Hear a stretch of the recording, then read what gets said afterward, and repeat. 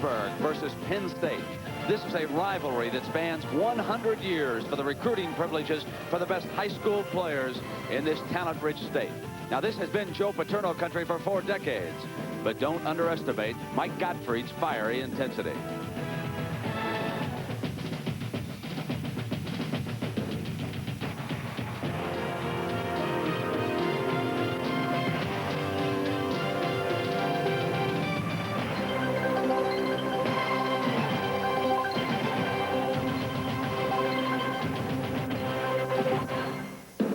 Welcome to a CFA College Football Saturday at the base of the Golden Triangle. The hills and valleys in and around Pittsburgh have made for a long, hard climb. But today, Pittsburgh is one of America's most livable cities. Only 3 miles away from the downtown center, near the site of the old Forbes Field, lies a unique college football stadium. And here today, it'll be Pitt hosting Penn State.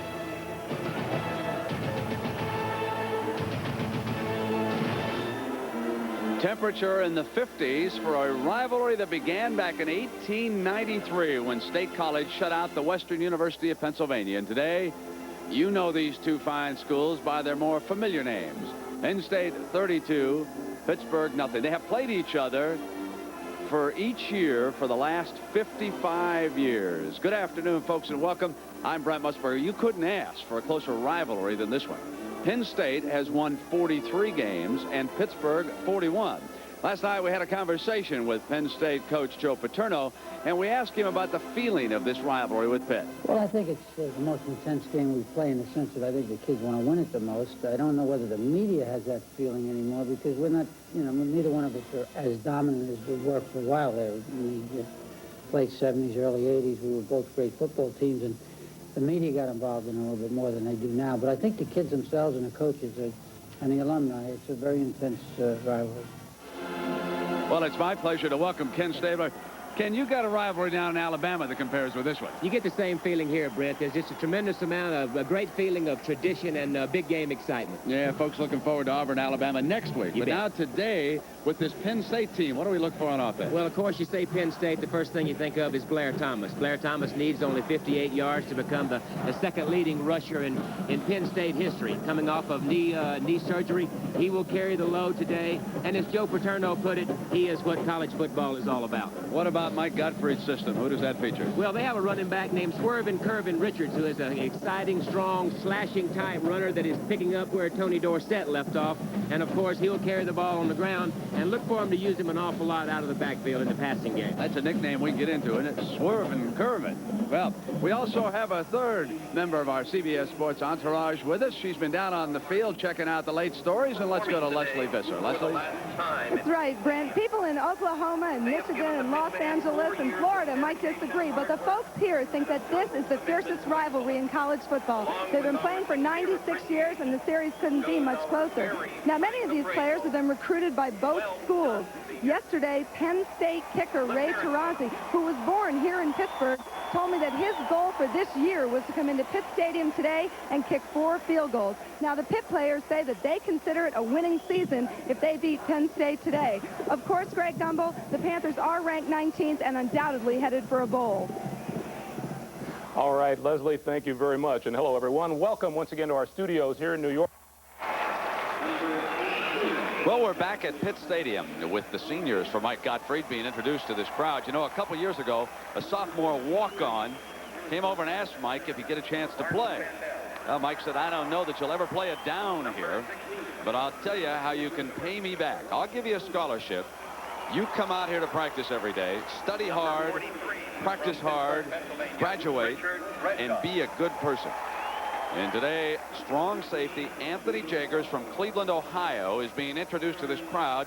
He has not recorded a single tackle during his Panther career, but he'll graduate on time this spring. And these young men who have now entered their final Penn State confrontation being introduced to this crowd. Pittsburgh, of course, will go down to the John Hancock Bowl, where they will take on Texas A&M. A&M was beaten yesterday by Arkansas.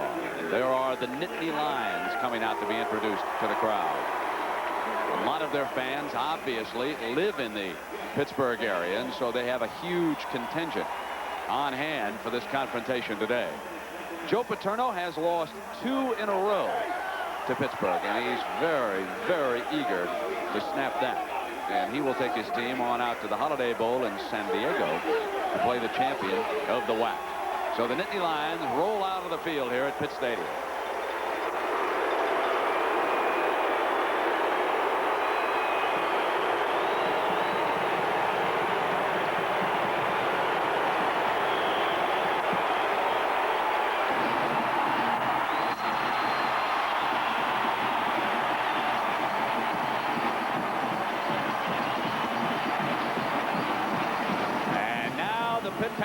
Coming out of the tunnel.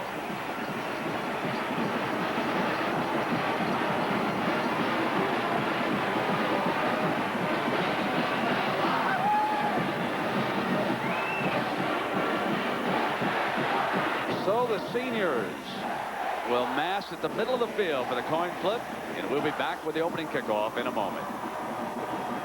CBS Sports presents college football.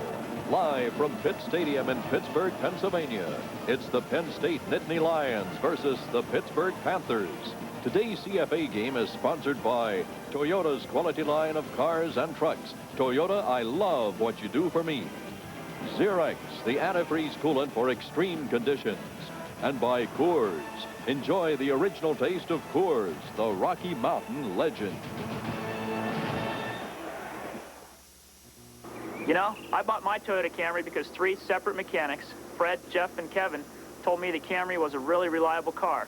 Now he waves when he goes by the shop, but he doesn't stop. Can't believe you told him to buy such a reliable car. They were right. My Camry's been really dependable. I didn't tell him to buy one. I said they were reliable. David, welcome to Pitt and Penn State. Oh, it's a tremendous feeling in here, Brent. The crowd, the players. It's like the Alabama and Auburn situation down there. There's an awful lot of electricity here, and it's a big game feeling, and of course all the tradition with these 2 schools.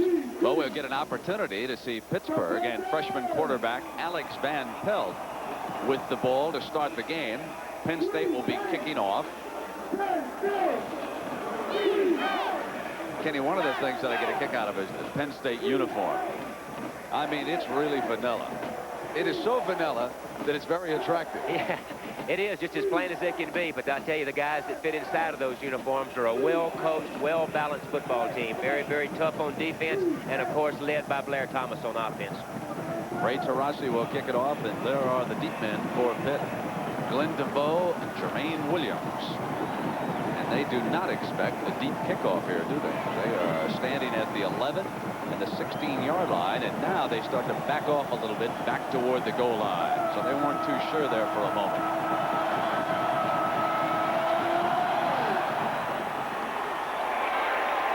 Fielded at the 2 by DeVoe.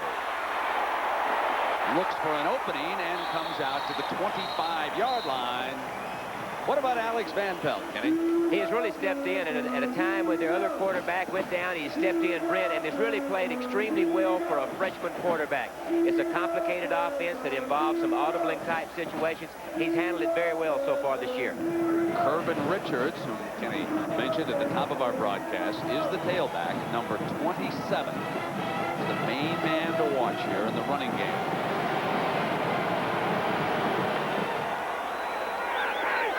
There is Van Pelt coming to the line with a choice of 2 plays, and he will use Richards, who battles his way back toward the line of scrimmage.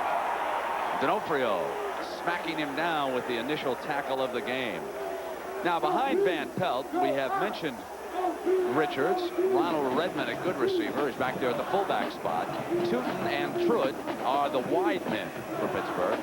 Sestelli, a freshman, steps in to anchor this line, but gets Sherpack at the guards. Miller, Livorio, and Seaman is the tight end. 2nd down and 10 to go for Pitt.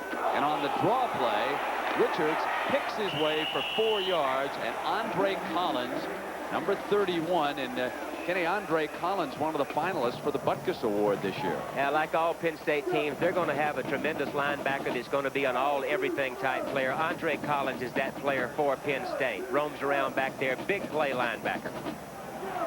6 yards for the first down as Van Pelt faces his initial third down of the game. Nice weather for this match today. Temperature in the 50s. A little overcast, but weather expected to stay clear of rain for the afternoon. Drops one over the middle, incomplete.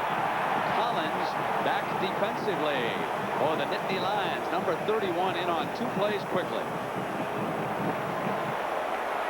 They spread things out that time, Brent, with a 3-wide receiver formation. They run everybody off, and then they try to slip the back in front of the linebackers.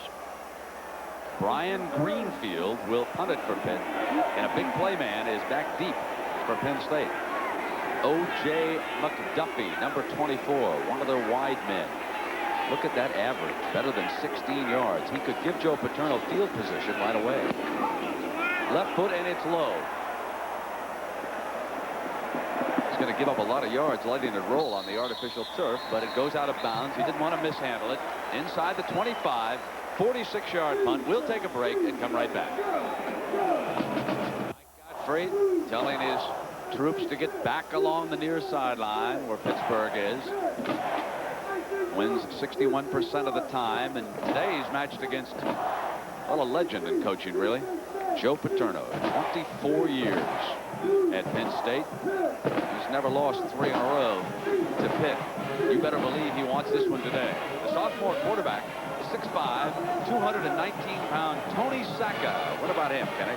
That's a Bradshaw-type arm, Brent. Real strong arm. The thing that he needs most is the thing he doesn't have, and that's experience. He needs to be under center more. Yet that will come. His tailback is a familiar name, Blair Thomas. Here comes Thomas. Breaks through, found daylight before Robert Bradley tackled him, and it's an 8-yard gain. So behind Sacca, Thomas and Leroy Thompson, now the fullback. Smith and Daniels are the wide men. Duffy anchors the offensive line. Zott and Monahan are the guards. McCartan and Freeman are the tackles. And Dave Jacob, number 86. Remember that name today. Penn State always likes to use the tight end. 2nd and 2. Blair Thomas now checks out of the game after that 8-yard gain. And Sacca will throw on 2nd down. Receivers are covered, so he runs for the 1st down. Out near the 45-yard line, Curtis Bray wraps him up. An 11-yard run by Sacca. That's the thing that he gives you, Brent. He gives you the running ability, the scrambling ability that he has. He's big and he's strong. Give this play to the defense. They do a good job of coverage. He doesn't have anything. He has to pull the ball down. Runs for it for the 1st down. Awfully important today for Penn State to be able to run the ball against Pitt's 8-man front to keep them from blitzing the quarterback and passing downs. O.J. McDuffie is the tailback. We'll get a check on Blair Thomas to see if he was shaken up on that burst. A 1-yard gain. Nelson Walker bringing McDuffie down. Good defense always features some tough ones, and Mark Spindler is as good as they come. Tom Sims, Smith, and Hamilton also up front. Middle linebackers Nelson Walker and this pro defensive set, Bray and McDonald. Bradley and Hampton are the corners. Alonzo Hampton is an All-American candidate. Crossman and Riddick. And now Blair Thomas is back in this wishbone look on 2nd and 8. Sacca incomplete, and Jacob dropped it.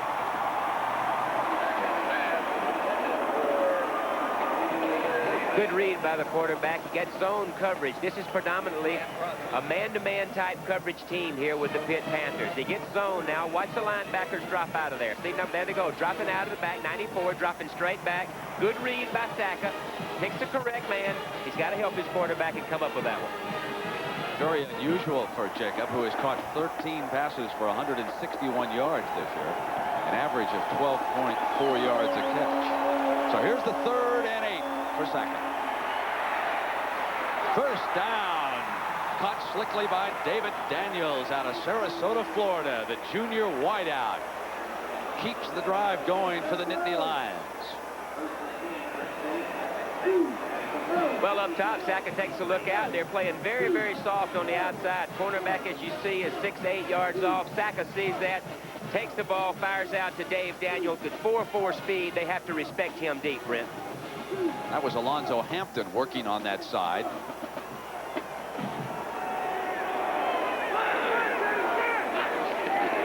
Lions have moved into Pitt territory.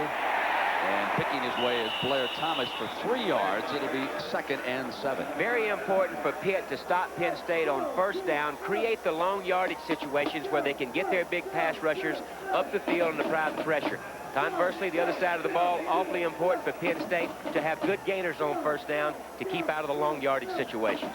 Through the years, one of the pass plays that Joe Paterno has loved is the screen pass.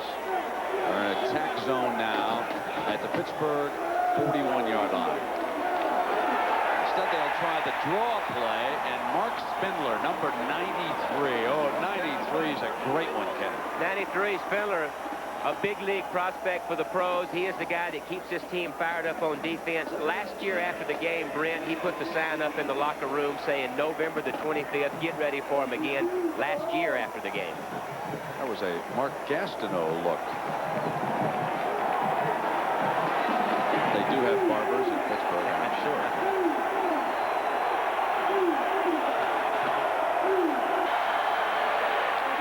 The swing. Inside the 30-yard line comes Blair Thomas for a Penn State first down. 13 yards. Brent, what they're going to do is they're going to run everybody off, takes the secondary. Thomas is going to come right out here on the side. He is the outlet, maybe the second, maybe the third receiver. And there you see him run everybody off. The little swing out to Thomas. And when he gets the ball in the secondary, you've got trouble on your hands. Coming off major knee reconstruction, doesn't even wear a knee brace. Has enhanced his professional value tremendously with his performance for Paterno this year. Again, that wishbone look. And you can see the daylight that is being opened up as Thomas comes behind the right side of the offensive line, and Nelson Walker brings him down after a 3-yard run. You know, this Pitt team with that 4-down lineman look is a pro-type defensive look that really rushes up the field to put pressure on the quarterback. One of the ways to combat that is what Penn State is doing now. They have come with 2 tight ends to secure the edges, the perimeters. Over the last 3 games, the Panthers have struggled defensively, allowing 111 points. Saka flashes outside to Terry Smith, and Smith steps out very close to a first down.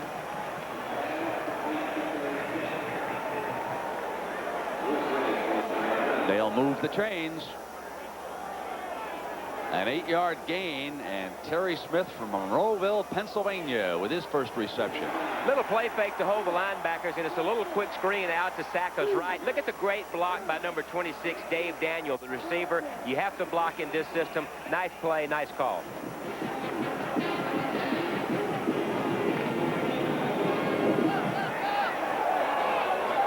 Good mixture so far on the part of Penn State so far, Brent. Inside, throw the ball outside, quick releases.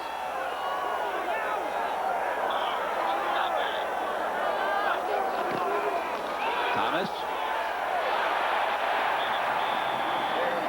They stop him at the line of scrimmage, and that was Dan Crossman, senior safety, coming up to make the stop.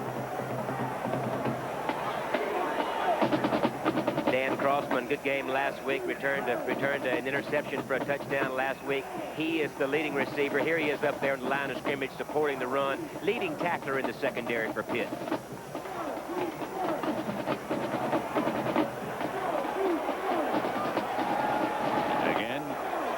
Wishbone look, and then McDuffie sprints out of it. Saka, touchdown to David Daniels.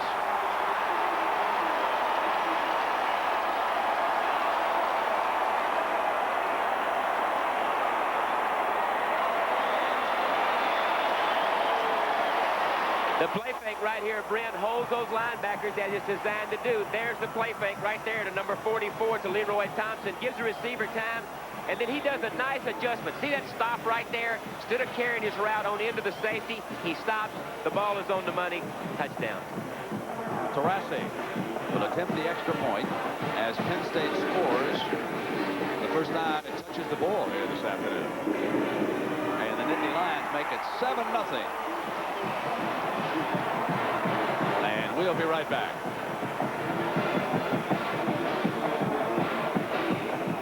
7-0 Penn State, and the Nittany Lions will kick it off, Kenny, as we take another look at Tony Sacca's touchdown. Well, here's how they do it. They hold them with the play fake. Now watch this adjustment by Dave Daniel on the outside. Instead of taking the ball all the way in, there's number 5, Riddick, sitting in the middle.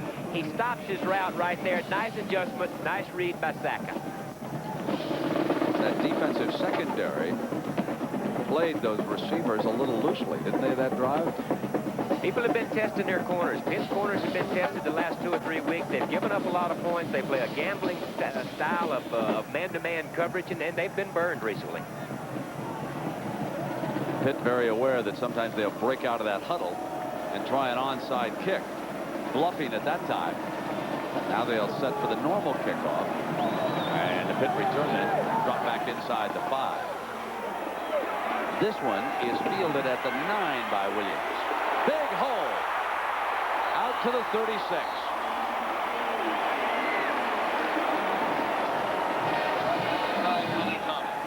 So Van Pelt goes back to work after the 27-yard gain. Kenny Stabler, I'm Brent Musburger in Pitt Stadium. 7-0 Nittany Lions with the lead. Pittsburgh forced a punt after its initial series. Here they come for the second time. Kervin Richards, number 27, the tailback. Now he's the lone setback. Richards with a big hole for a first down into Penn State territory. And the ball comes loose. Penn State has got it. Reggie Gibbons. Returning it for Penn State. And the Pittsburgh players claiming that the ball should have been whistled down.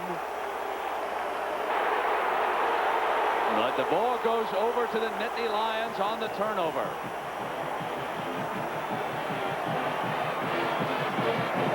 So Penn State with an opportunity to increase its lead, Kenny. Great block by Dave Moore, number 83, right at the top of your screen right here. 84, Dave's 83, knocking out the linebacker, Bray. He gets in the secondary, doesn't cover the ball up. A hat's on the ball by the cornerback, number 25, Willie Thomas. Shakes it loose, and Penn State's in business. Sacca back to work.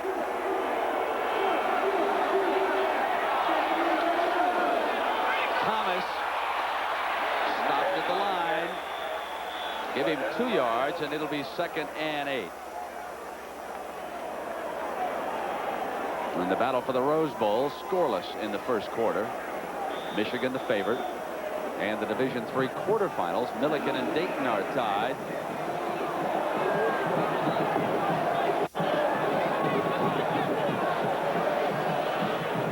We get confirmation that that was Andre Collins who stripped the ball from Richards.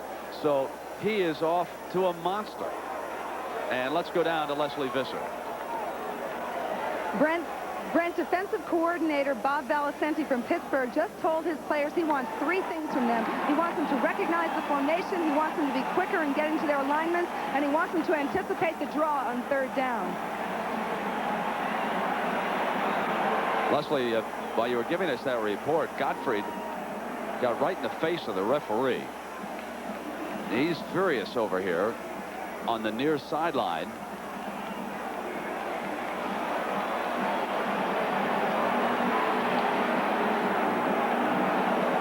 Now there is 31, Andre Collins, the All-American linebacker. And it was like he was taking it away from him. Really stripped on that replay. Sherrod Range, 36, the signal caller and quarterback for that secondary, strips it away, and Andre Collins, always around the football, comes up with the recovery. 2nd down and 8. Thomas, big hole for the first down. And he rumbles inside the 15-yard line.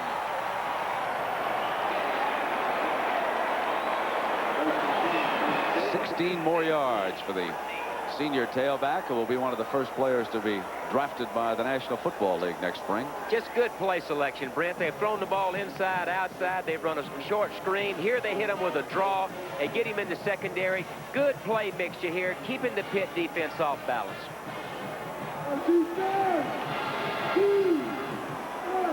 First and 10 at the Pitt 14. Penn State with 1 touchdown already. Thomas cut off, so he turns it back inside and gets inside the 10-yard line for 5 more yards. Great vision. All great running backs are going to have the vision to know when to cut back or when to turn it on. This guy right here, just a tremendous all-everything player for Penn State, has that peripheral vision to know when to cut back, know when to burst up in there with acceleration. One of the Heisman hopefuls, the 2 front runners apparently are Anthony Thompson of Indiana and Tony Rice of Notre Dame. We say apparently because this is one of the closest Heisman Trophy races in years. Thomas stacked up on the inside as he battled his way back to the line of scrimmage for 1 yard. So it'll be 3rd and 4 for the Lions.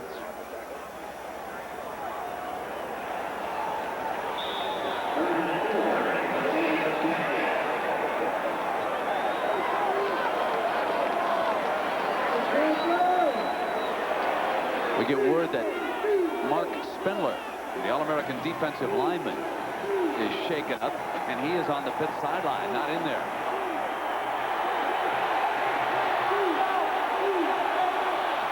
The fake from the draw. Saka then drops it off to Thomas, and he goes for the 1st down. It'll be 1st and goal for Penn State.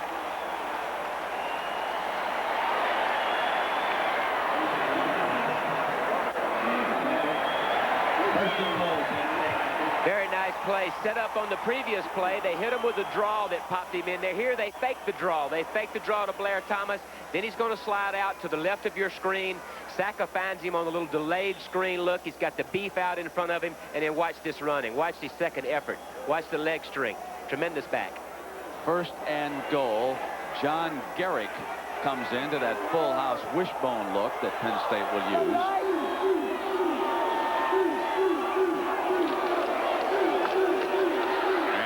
Give to Jerry Collins, and he is stacked up. Let's find out why Coach was so upset. Leslie? Brent, Coach Godfrey thought that Kervin Richards was down and that the play was over. That's why he was upset about it. He thought it should have been whistled dead. There's a possibility that he has a good argument, too, Leslie, and that it's possible that Collins simply reached in and took it away. A smart move by an All-American linebacker. But I think we've seen some like that whistled dead. At any rate, 2nd and goal. Thomas did not get in. Keith Hamilton bringing him down, and it'll be 3rd and goal for the Nittany Lions. Just a wishbone look. 2 tight ends, the big backs in there. Watch over the right side, over Dave Zott, Matt McCartan on the right side. There's 57. You see Sean Love pulling, Roger Duffy, possibly the best center ever at Penn State. A lot of beef up there.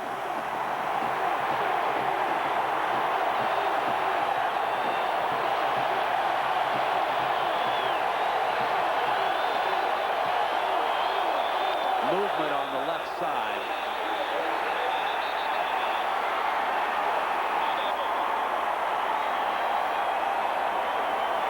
Costly mistake by the offensive front that time.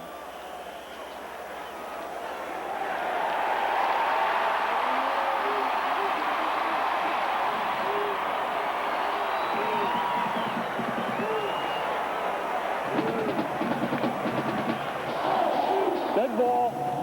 Ball start. Offense. 3rd down. First mistake we've seen the Nittany Lions make here this afternoon. They've been very efficient so far. Down there, you have to control the neutral zone. Offensive lineman trying to get a jump to just do that very thing. 3rd and goal. Saka on a short drop will run out of it, and he gets back to the 1. 4th and goal decision time for Joe Paterno. He's up by 7.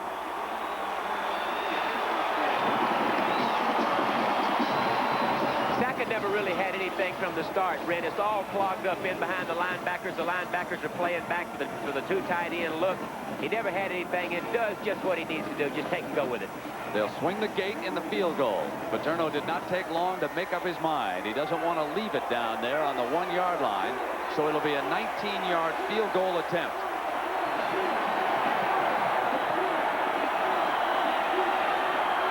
The Rossi puts Penn State up 10-0. We'll be back with a kickoff in just a moment.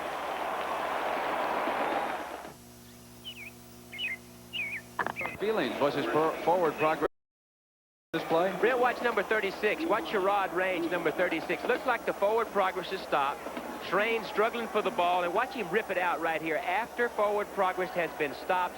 To me, I think the play is blown dead there. But regardless, the ball goes over to Penn State.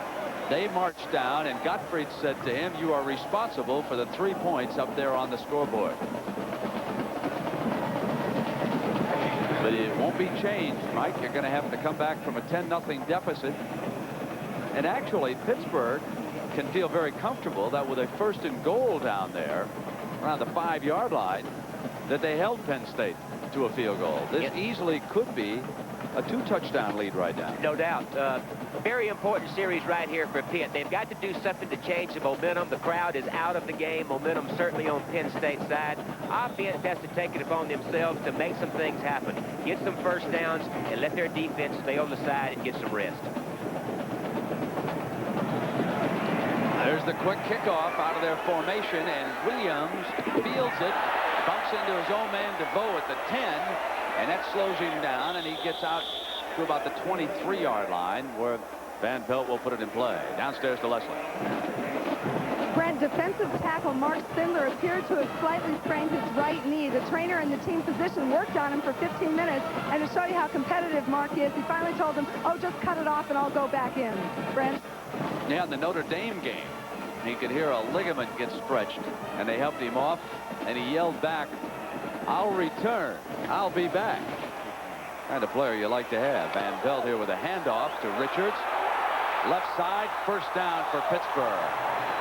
Willie Thomas getting him out of bounds, and Kirvin Richards does some swerving for 12 yards. Very similar to the play that Richards fumbled on the last series. It's just a straight face out by the quarterback, deep in the I-type formation. Get the ball as deep as you possibly can to him so that he can make his cut. Gets a great, nice job of blocking from Scott Miller, number 60, and then Richards all on his own.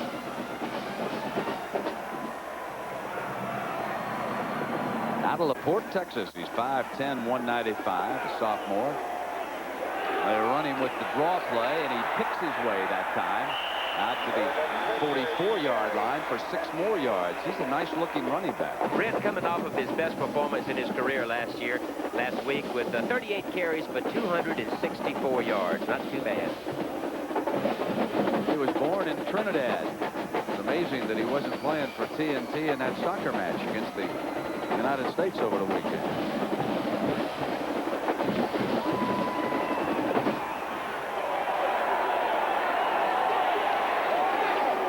Van Pelt zips one incomplete.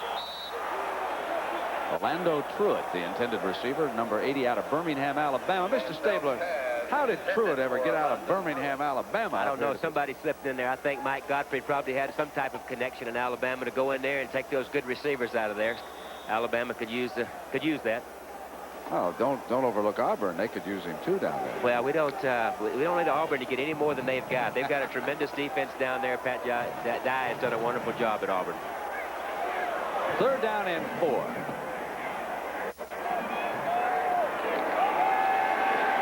Under heavy pressure, throws incomplete, and there is number 31 again.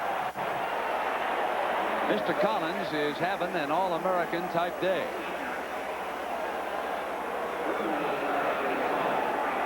That old linebacker U. Tight end right in here, Brent, on the hook type zone. Watch Collins' play. This is why he's all everything, a candidate for all everything. He's all over the tight end right there. Very good coverage. Inside man who can drop back and pass cover. Greenfield standing inside his 30. Hey, come here, man. He gets this one higher and deeper to McDuffie, who fields it at the 13. And he is down at the 16. Well, Pittsburgh still has no points to show for its offensive efforts. That was a 44-yard punt with an 8-yard return, and Joe Paterno leans in to give instructions to to sophomore quarterback Tony Sacca. Boy, what a career Joe has had at Penn State.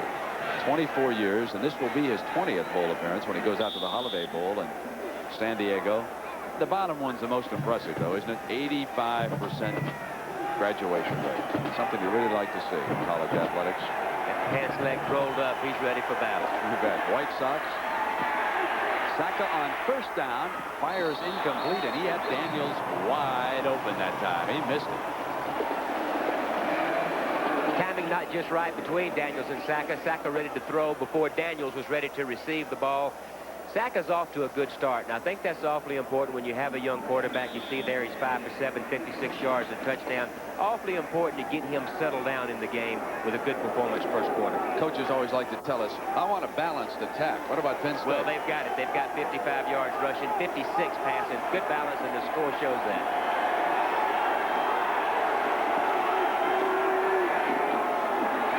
Thomas. No gain. -1. Curtis Bray did the job defensively, number 58. Good series of downs for Pitt here. They've now forced Penn State into a situation where they have to throw the ball if they're going to throw it at all, if they're going to gamble back here in their own territory. Force them into situations where they have to throw the ball when they don't want to throw it. Spindler back on the field for Godfrey. Number 93. Wouldn't be surprised here, Brent, to see them run something very safe and conservative, maybe a draw, maybe a little short screen. Don't turn it over here. Little swing, high percentage pass play, but it's incomplete, and there is a penalty flag thrown by the referee. Back inside the 10-yard line. And holding was the call.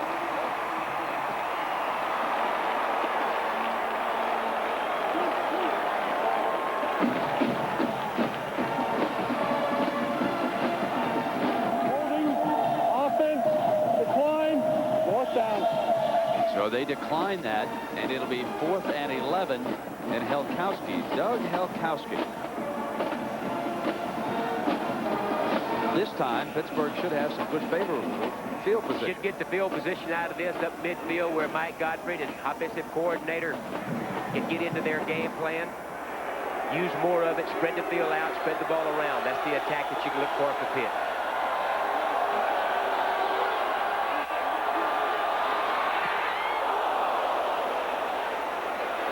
In at the 45, into Penn State territory. And a penalty flag comes down. A little extracurricular activity on that far side. The officials quickly step in.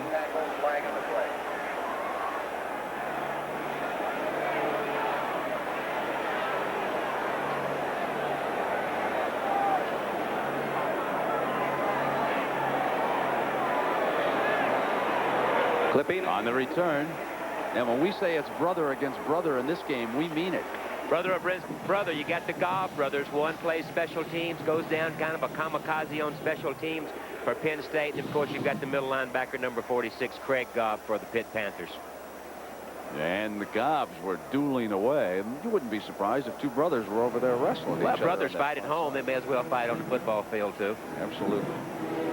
This is what kills you, Brent. You get your team, and you're down 10-0 already. You need field position in the worst way, and then, of course, a penalty hurts that. Flipping, going to run back, first down. Ball back to the 40-yard line here at Pitt Stadium. Michigan strikes first. A win or a tie, and they go to Pasadena. Georgia Southern, Eric Russell doing it again. Now 1st and 10 for Van Pelt. Here, Pittsburgh trailing by 10 points, and Richards picking his way for 5 yards. It'll be 2nd and 5. Their running game today will be predominantly out of the I formation. When they get out of the I will be the obvious passing downs to get the backs out of there. If they have success running the ball, if they have early with Curvin Richards, then look for the play passes out of I formation. Kenny, so many people ask me about Paul Hackett and his responsibilities here at Paul Hackett has really brought in a pro-style offense, has taken some pages out of Bill Walsh's book, as on defense they do things out of Chicago Bears book. Richards out of the eye for the first down. It's going to be close. I may have called that one a little too quickly. Let's see where he went with his right foot. Let's see. What did John Madden teach me? That's a first down. One knee equals something. I don't know. Yeah. One knee equals 2 feet or something like that. A Penn State player is shaken up. That's Todd Berger. The medical staff out quickly to tend to him.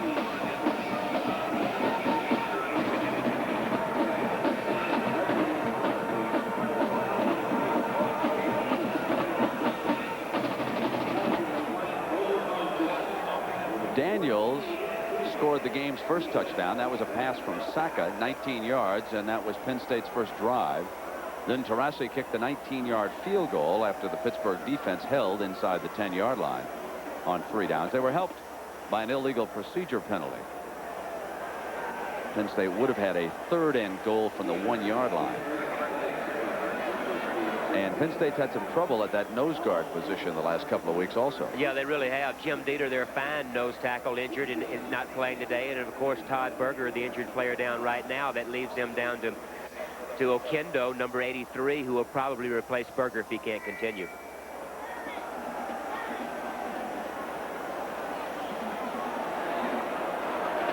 Fills that uniform up pretty well, doesn't it? A lot of those fellas have up there at Penn State. Great program. Good crowd on hand here today. Nice weather. Temperature in the 50s. They'll play State High School quarterfinal game over Three Rivers Stadium tonight.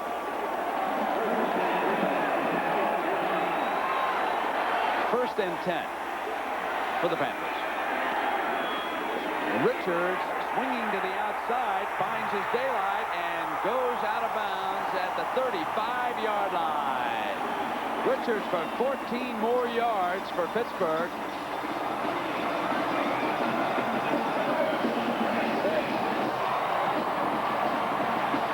We're still in the first quarter.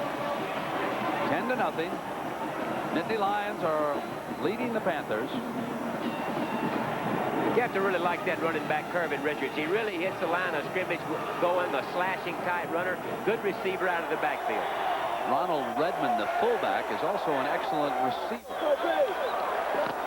They toss to Richards, and this time he's cut down by Andre Collins, number 31. Boy, almost every big defensive play for Penn State today has featured number 31. Brent, one of 19 children from his family, also wearing number 31, the number that Shane Conlon, the fine All-American linebacker, now playing with the Buffalo Bills for here. Jack Ham, someone you're very familiar with, dropped by to say hello to us yesterday. I can't get away from him. He hounded me when he was with the Steelers, and I can't get away from him. You expect to look up and see Jack Lambert come in the booth as we come to the end of the first quarter. And college football on CBS will return after this message and a word from your local station. At a sold-out Pitt Stadium in Pittsburgh, Pennsylvania, with Kenny Stabler and Leslie Visser, I'm Brent Musburger. Welcome back to the second quarter. Pittsburgh trailing by 10, and their offense, Kirvin Richards with the carry, number 27. And Kenny, how did Richards do there in the first quarter? Well, the first quarter, Pitt had 61 total yards rushing, Brent, and Kirvin Richards has every yard of that. He's carrying the load right here. The thing that the defensive coordinator for Penn State was worried about was letting this Pitt offense get them off balance. With Richards running, if he has success running, then they can do the play passing. They've got to stop the running game, which is Richards. They take him out and go to a passing formation on 3rd and 10. Ball at the Penn State 35, and they'll swing to Redmond. And he is forced out on the far side by you-know-who. Folks, if you just joined us, you're in for a linebacking treat. Number 31, Andre Collins, is having a monster here for Joe Paterno. He has been the difference in the football game so far. He's one of the finalists for the Butkus Award, and there are some of the familiar names. Greg Buttle, Shane Conlon, we mentioned Jack, Lance Nell, Matt Millen, David Robinson. It seems like every time you look up, there's another great linebacker coming out of Penn State. Second year with 100 or more tackles, Brent. Greg Buttle, only other Penn State player to do that. 8 yards for the first down on this 4th down for Van Pelt. The freshman drops back. Incomplete. Penn State's ball.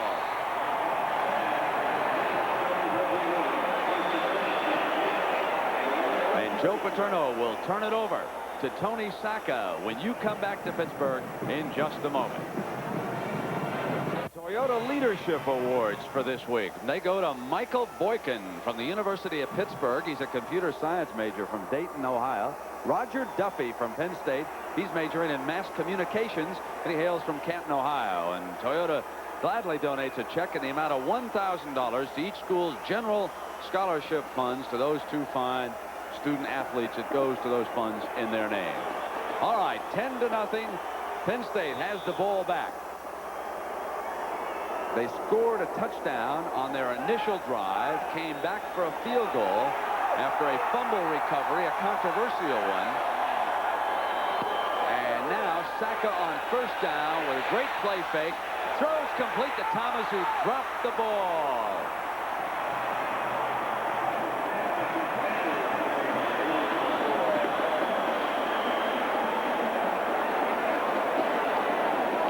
Brent, it's going to be Thomas out of the backfield, down the sidelines to the right side, drop back. They clear out with the wide receiver. They get the matchup that they want with Thomas on a linebacker. But first rule, you got to catch the ball. He knew he was wide open. Takes his eye off of it. 2nd and 10 for the Lions. Normally, he's a splendid receiver coming out of the backfield. Sacca runs him back on the draw for 1 yard. You know, the assistant head coach and the defensive coordinator is Jerry Sandusky. Just a moment ago, he's huddling with his defense. I went the wrong way. No, I lined up over here. I tried to play the tight end. I was wrong. I should have been outside. I lined up too wide. I'm going to go right up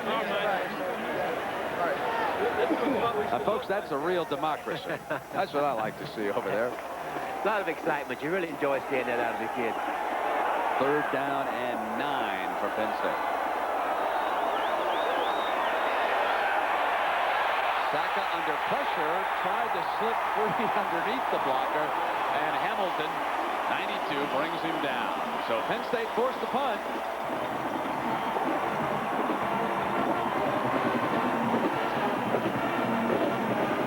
Up the top of your screen, their big sack guy, Keith Hamilton, number 92, leads the team in sacks with 8. Shakes off the left tackle, number 71, Tim Friedman, and applies the necessary pressure. 6'7" freshman out of Lynchburg, Virginia. Came in there defensively. Now it's Helkowski. Back snap. Nicely fielded by the punter, though. Picked it up like a shortstop. Hampton on one hop out to the 45. That could have been a disaster for Penn State. A 39-yard punt and a 10-yard return. Great job by the punter that time.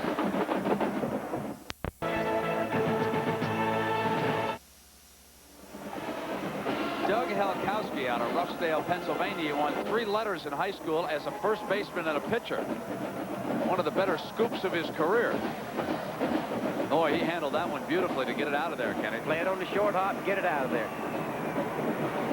Now it'll be 1st and 10 for the Panthers. They're down by 10. They've got the ball on their own 45. How about the Panthers' attack here? What can they do to get something lit up on that scoreboard? They've gotten Kirvin Richards involved. He's running the ball extremely well. Van Pelt really hasn't thrown the ball that's the way that he needs to, Brent. Spread it out, get the tight end involved, and throw the ball on the outside. Tight end is Eric Seaman.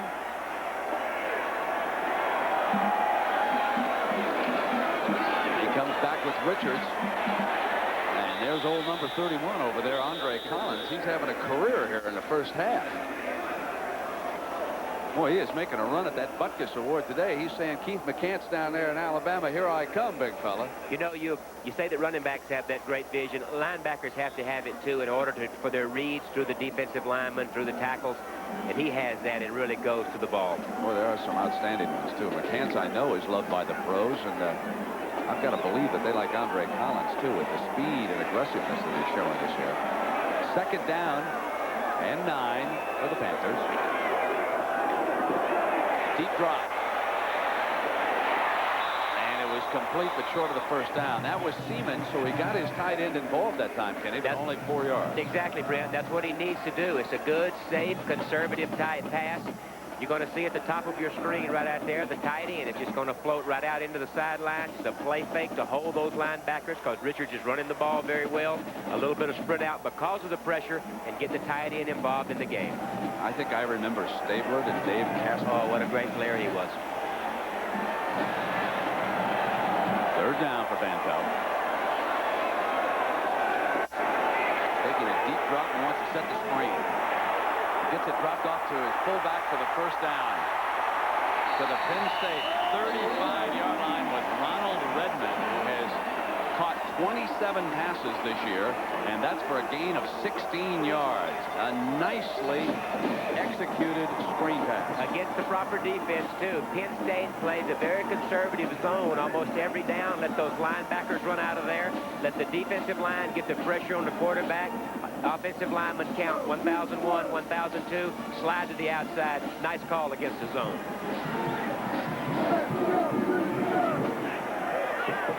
First and 10. Ball is at the Nittany Lions 35.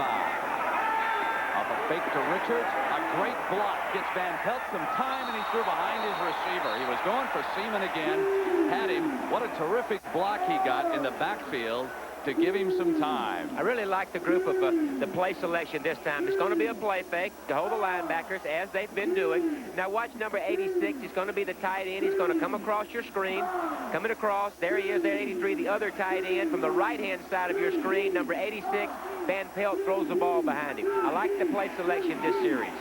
That was Sestilli, the freshman center, who dropped back and made that sensational block that time. Second and 10. Van Pelt could not take full advantage of it. Now throws a bad pass. There was miscommunication that time. And perhaps the route called for the wide receiver to go back out toward the sideline. At any rate, Reggie Williams and Van Pelt were knocked together on that play. I think you're exactly right, Brent. Look, miscommunication. Looked like a busted route on one of the outside receivers' part. Distribution of the pattern was terrible. Both wide receivers in the same section of the field. They've got to spread things out against that zone.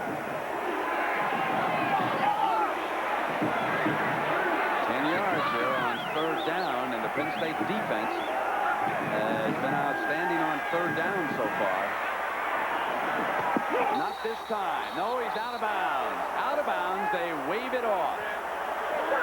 Williams had enough for the first down, but he could not stay in bounds, Kenny. You know, for a receiver, for young receivers, here's something to keep in mind. When you're running the out routes, when you're throwing the ball on the outside, leave yourself enough room so you can adjust. See how close he is? He's only a yard from the sideline when he makes his break. He has no room to adjust to the throw.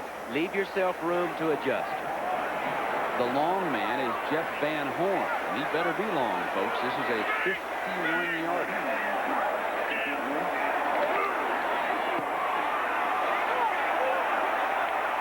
So the scoreboard stays at 10-0 Penn State.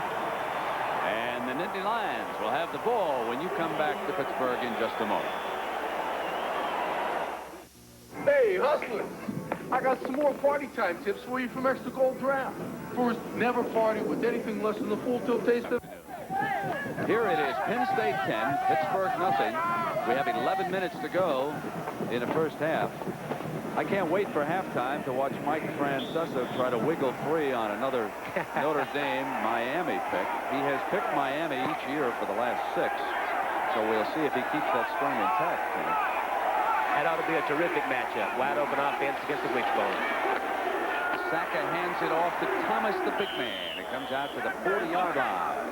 That's 6 more yards, and it'll be 2nd and 4. Who do you like tonight, Notre Dame or Miami? Well, I think it's a situation if Miami can force Tony Rice to have to throw the football. If they let them run the way that they did against this fine Penn State team and roll up the yards on the ground, control the ball, I think Miami's in trouble. But if they can force Tony Rice to throw, then I think they've got a shot. Well, let's see. You can get dinner and got a chance to watch the local news and then settle in about a good night of it. 6:30.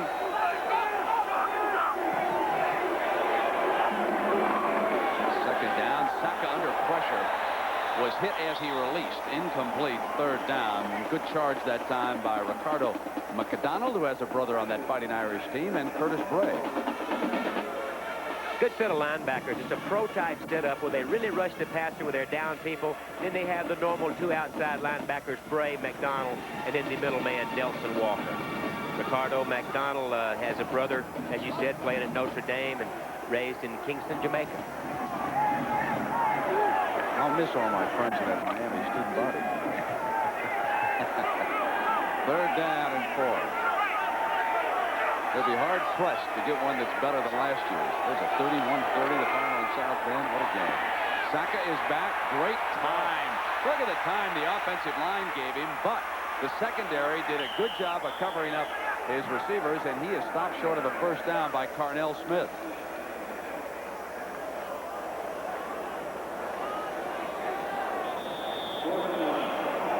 As you said, very good job in the secondary of covering the people. Saka gets all day. Good pass protection against a team that really rushes the passer well. You see they've got Spindler, 93, pinned on the line. Number 92, Keith Hamilton, pinned on the line. Saka does whatever he can do with it, improvises, get whatever he can. What's your feeling about Saka's performance so far? I started out like a house of fire. He was 4 for 5 at one time and really seemed to have settled in. I think Penn now has made some adjustments, Brent, to get a little bit more pressure on him.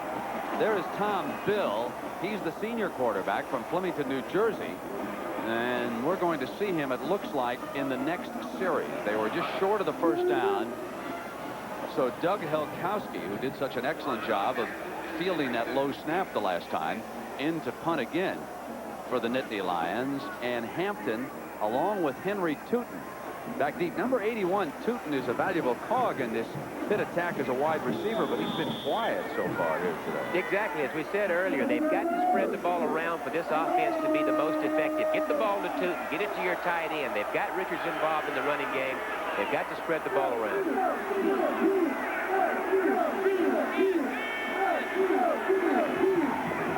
Under pressure, they went after it that time, and he got off a beautiful high punt. Tootin makes the catch at the 18. A 43-yard punt. His knee was down. That's why it's down. A 43-yard punt.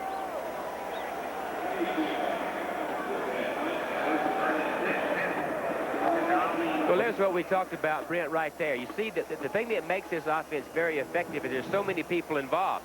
Redmond, the fullback, the second leading receiver. And, of course, Richards carries a load on the ground, and the outside guys, Seaman, the tight end. That's what they have to do, spread it around. Paul Hackett, the offensive coordinator here on the Pitt sideline. Rodney Pete's brother is there next to him. And Richards blasts into the middle quickly and comes out beyond the 30-yard line for a Pitt first down before Brian Chismar can bring him down. And so for Richards, 14 more yards. Kenny, they have moved Chismar around to that defensive unit. They move him around a lot. They try to get him matched up on the person that they want where he can roam and go to the ball. But here's what makes this offense click. If you can get this guy involved in the running game, and they've really done that very well early in the game, as you get Richards involved out of the eye, then comes your play passes out of the eye. Then you can work your tight end and then the outside people. Richards has carried 12 times for 76 yards. 13 times. Got carefully, he picks his daylight, and then he explodes for close to another 10 yards before Henderson racks him up. Nice running style. Just and lets the play develop. Just kind of tiptoes on the outside out there. Let everybody get on their block and then use that great acceleration. He rushed for 264 yards last week against East Carolina. And he's moving up. He's only a sophomore. But Tony Dorsett seems a long, long way off, doesn't he? Having a fine day. 2nd and 1. And they let the fullback pick up the first down. So they moved the chains, but they haven't yet got on the scoreboard. It's 10-0. Penn State with the lead. We have 8:25 to go here in the first half.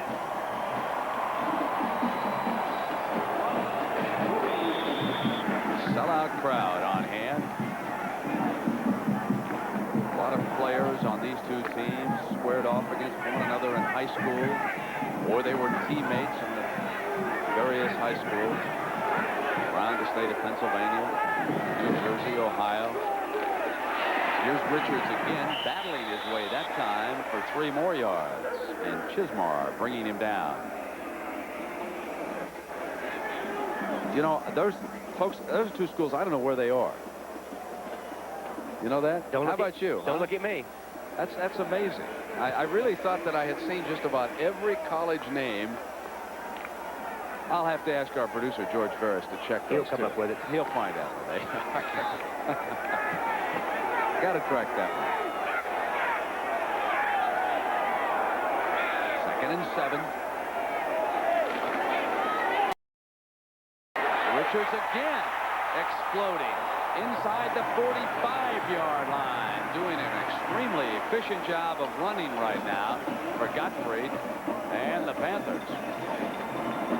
Good job on the right side. Bill Cherpak, Mike Lavario, the right tackle, really doing a number on that side over there. They've run consistently over there in the first quarter. Now they're doing it again. Watch Kirvin Richards once he gets to the hole. Watch him slow down right here. Stay a little stutter step, just a little slow down to let the guys get on their block, and then that great acceleration once he gets in the hole. 1st and 10.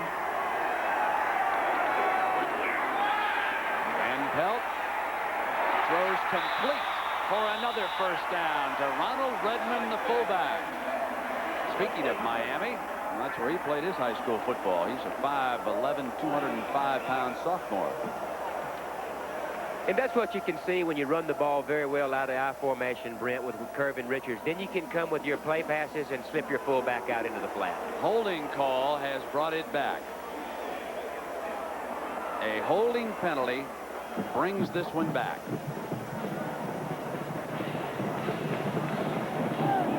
Holding, offense, repeat first down.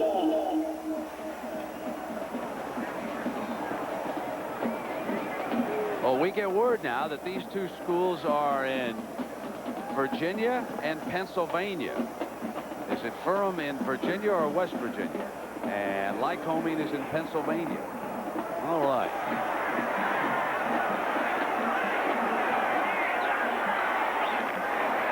Now on first down, they drop it off. Richards breaks the tackle out of bounds on the near side at the 34-yard line. 18-yard gain. Against Penn State's zone, run everybody off. Run everybody off. Loop your back out into flat right there against zone once those linebackers drop out of there. There it is right there. Quarterback Van Pelt reads it, gets the ball to Kirvin Richards as quick as he possibly can. Good leg strength to break the tackle right there to get him in good field position. He had to get it to him quick. I mean, he was hammered. Van Pelt took a shot that time. Nice wrinkle right there. Good leg strength, high knee kick, and good, exciting slashing runner. Yeah, you measure a lot of backs, don't you, by what they do after they're hit the first time. And that is Walker, who replaced Richards. And they come right back off that 1st and 20 and get a first down 2 plays later. First down 2 plays later, doing it out of the I formation, running off the perimeter, Brent, over both sides, over right tackle, over left tackle, and then play passing out of the I formation.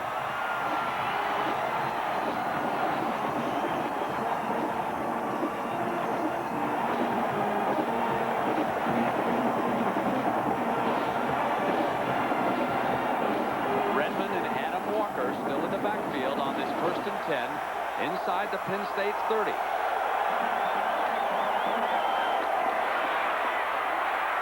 Walker.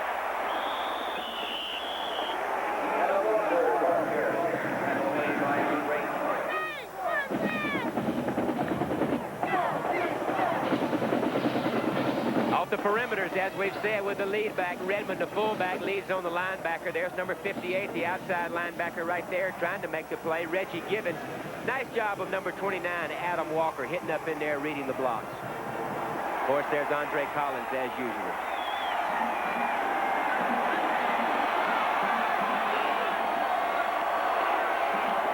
Van Pelt off the fake toss, incomplete. Wanted Tootin. Henderson, the junior defensive back, number 40, was there for Penn State. Well, it's number 80. It's Orlando Truitt from Birmingham, Alabama. They're trying to get him on a post route. The young freshman quarterback just leads him a little bit too high. Got to throw that ball on the line and keep it out front. Yeah, exactly, Kenny. That was Truitt.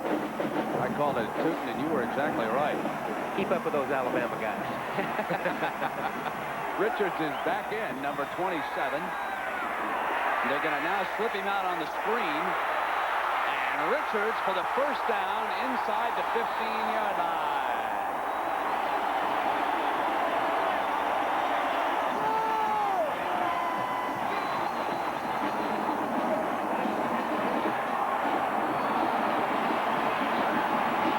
Watch all the linemen hit and slide out. There you see Richards, 27, up in the line. The lineman counts, see them all moving to their right. Richards slides in right behind all that beam. And then when he gets into secondary, uses that great speed, acceleration, slashing type running for the first down. Well, Van Pelt driving the Panthers inside the 15-yard line. Their best penetration of the game. And the fullback, Redmond, steps into the hole for a yard or two.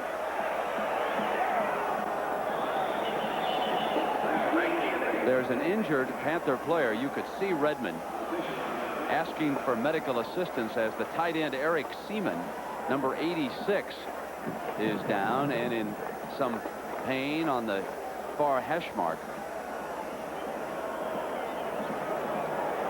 And Gottfried out along with the medical staff.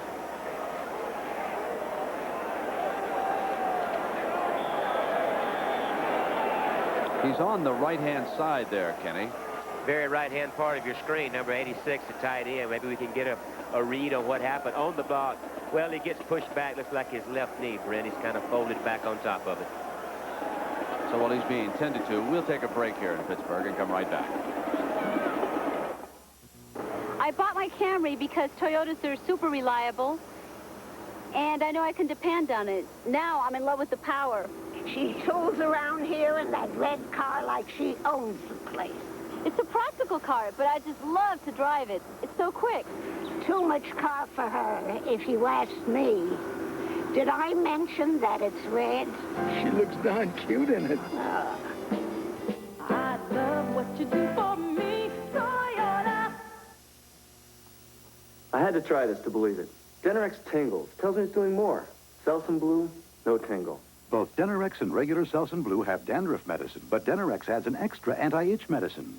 So long, Selsun Blue. Hello, Denerex. The Black & Decker Workmate.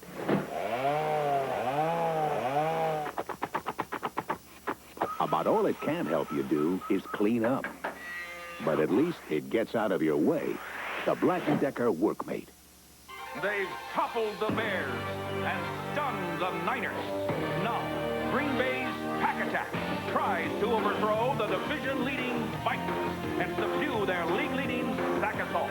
And the once mighty Bears have gone into early hibernation. Can they awaken in time to stop the Skins? Or will they face the wrath of Ditka? Doubleheader action starts with the NFL today, tomorrow. Well, unfortunately, trainer Robert Blank had to bring Eric Seaman and help him to leave the field, so they made a substitution. Dave Moore, number 83, is in at tight end right now for the Panthers. This is a second down, and 9 yards. Well, they say it's 10. It's just inside of that 10-yard marker. Off the fake, Van Pelt moving the pocket. He'll keep it.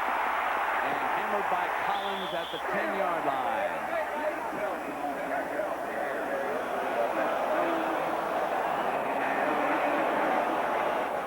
This is going to be 3rd and 7. Designed rollout that time with a little play fake to try to get Van Pelt outside to give him the option to look for his receivers or either turn the ball up and run as he did. I think in order for them to get in down here, Brent, they're going to have to do something off of the perimeters.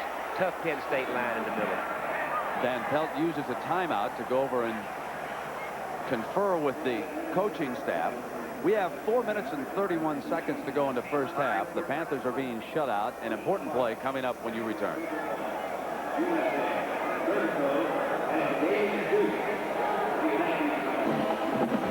One of the legends, Joe Paterno, with a 10-point lead here. Ken Stabler over Pittsburgh. A couple of big plays here for the Panthers. Big play for the Panthers right here to get back in the game. And like I said, I think they're going to have to throw the ball down here, Brent, on the outside. Get those wide receivers involved in the game. If you look, you'll see how loose the cornerbacks are playing. There it is right there. Seaman watching from the sideline. Van Pelt. Quick drop, throws incomplete. A sensational play by number 40, Hernan Henderson.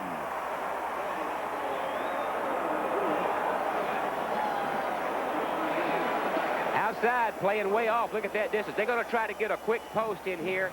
Van Pelt needs to throw the ball a little bit more out front. There's the play fake. Now look at this ball. It's a little bit behind number 80, the receiver, Orlando Truitt. Got to get it out front. No, now in to kick is Ed Frazier, number 1.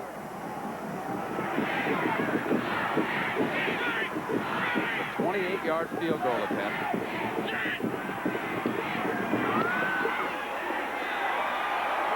And Pittsburgh is on the board. 4:24 to go here in the first half, and it's a 10-3 game.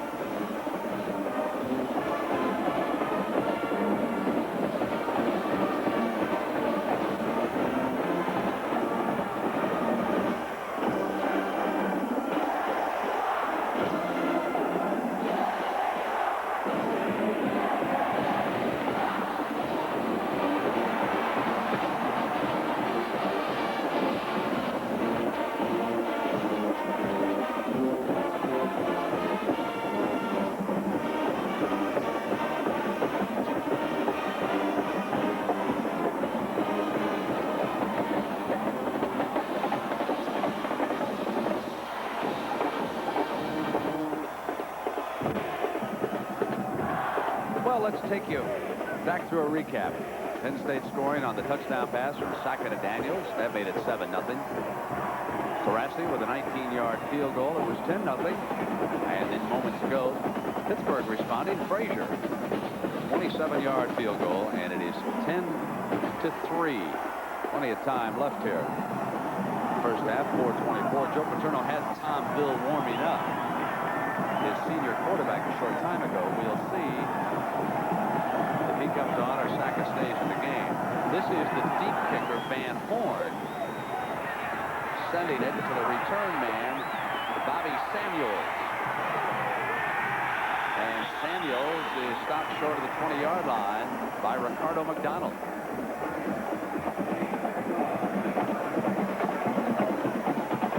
Now let's take a look at that young man, Craig Gobb. Craig Gobb, one of the Gobb brothers, and he's a kamikaze for Pitt special teams. And here you see him right here, playing off blocker one side or the other, keeps good vision on number 5 and makes the play on the special teams. Well, Tom Bill says, come on now, this is his first snap. He hands it off to Thomas on first down, and Spindler, 93, in for the tackle. Still limping just a bit, isn't he, Kenny? Still hampered by the injuries received in the first quarter. There you see Tom Bill and his numbers. Tom Bill, a Jim McMahon type leader, very popular with his teammates. Not quite the arm that Saka has, better scrambler than Saka.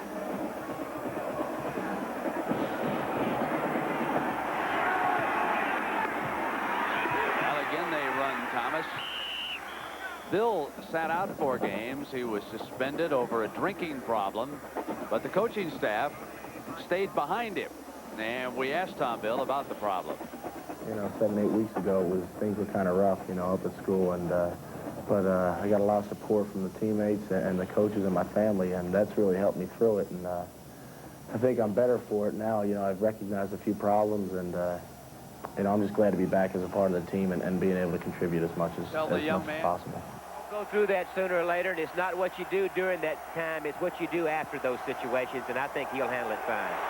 Under pressure, he rolls away from it, and throws it incomplete and out of bounds. Good job of getting away from what would have been negative yardage for Penn State. That scrambling ability gets him out of trouble, gives him the ability to throw the ball away, and as you said, Brent, avoid the big sack.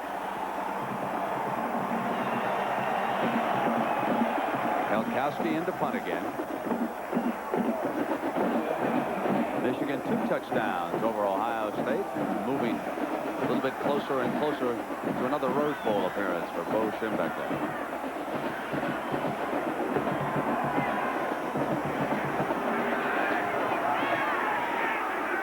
Look at that big front.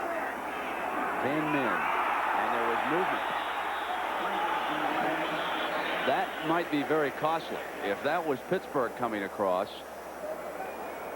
let's see what happens here. This may give Penn State a first down.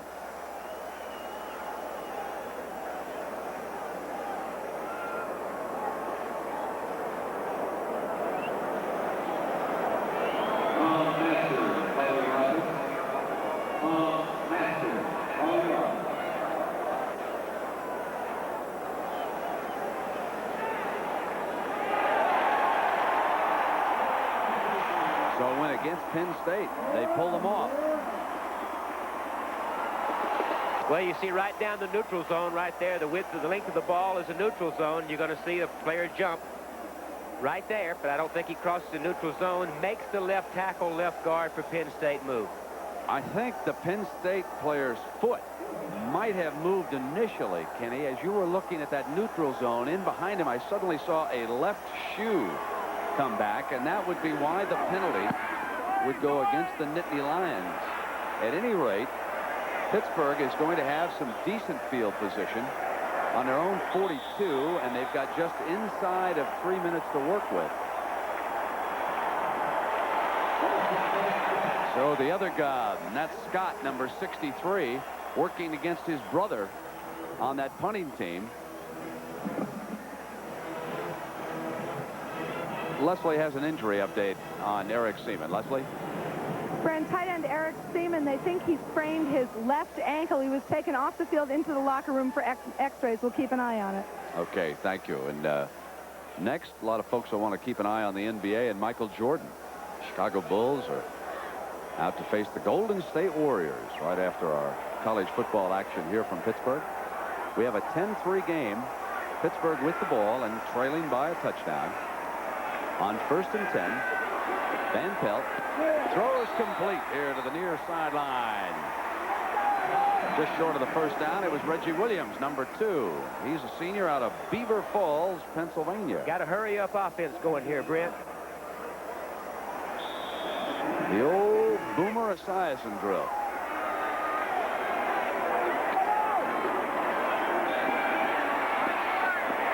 Dropped by Redmond, normally a sure-handed receiver. We've had quite a few drop balls here today, and they can't use weather as an excuse. He really has, and you need your young quarterback. The young freshman quarterback needs to play with a lot of confidence. They can help him by coming up with the catches, get him with a good state of mind where he can play. Awfully important for that kid right there to be really relaxed. They've got some things open out there. They need to help him.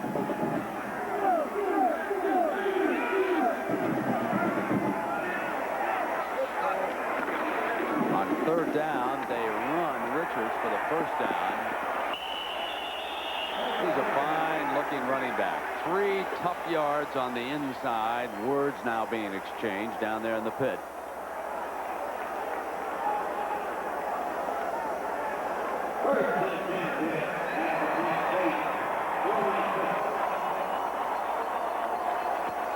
Clock moving. 2:10.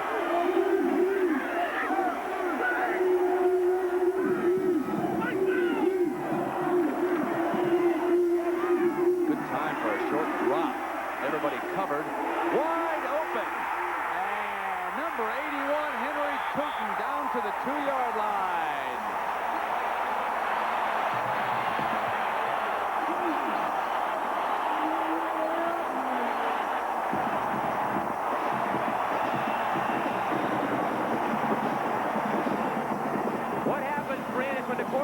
starts to scramble back here. Tootin is running the hook, but when he starts to scramble, he just decides to take off and go. Nobody follows him. They get the big play out of it. It's really a hook route. See, he's standing right here on the sidelines. He decides to run down the field. Van Pelt sees him, puts it on the money. They're in business. 44 yards. It's first and goal for the Panthers. Van Pelt still got it. Gonna go for the flag. He's got it. Touchdown, Pittsburgh.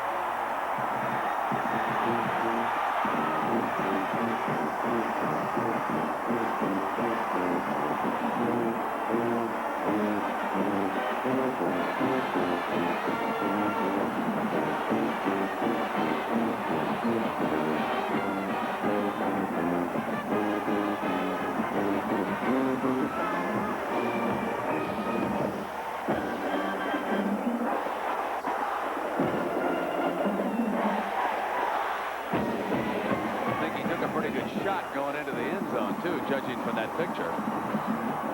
Frazier with the point that will leave us tied late in the first half. He's got it. I'll break out a new deck of cards. They're going to try to get their tight end back to the corner after a play fake, and then Van Pelt is going to come out to his right to try to find the tight end. There's the play fake. Tight end slipping, number 82, slipping over Tom Huber. Sprint out. There's Huber waiting on the ball. Van Pelt does the correct thing, raises the ball to try to get a reaction, and then lowers his head for the touchdown.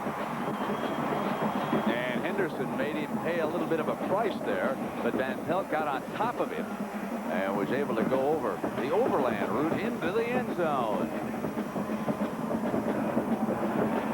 Good play selection, Brent. That's a tough inside group for Penn State down around the goal line. What do? They play fake it into the line to hold everybody and then get out on the perimeter.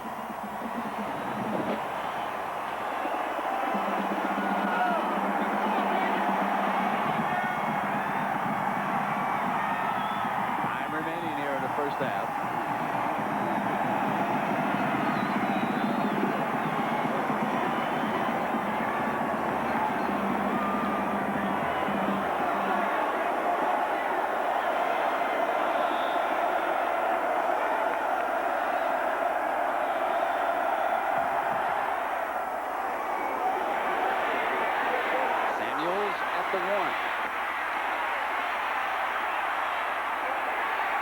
Good coverage by the Panthers.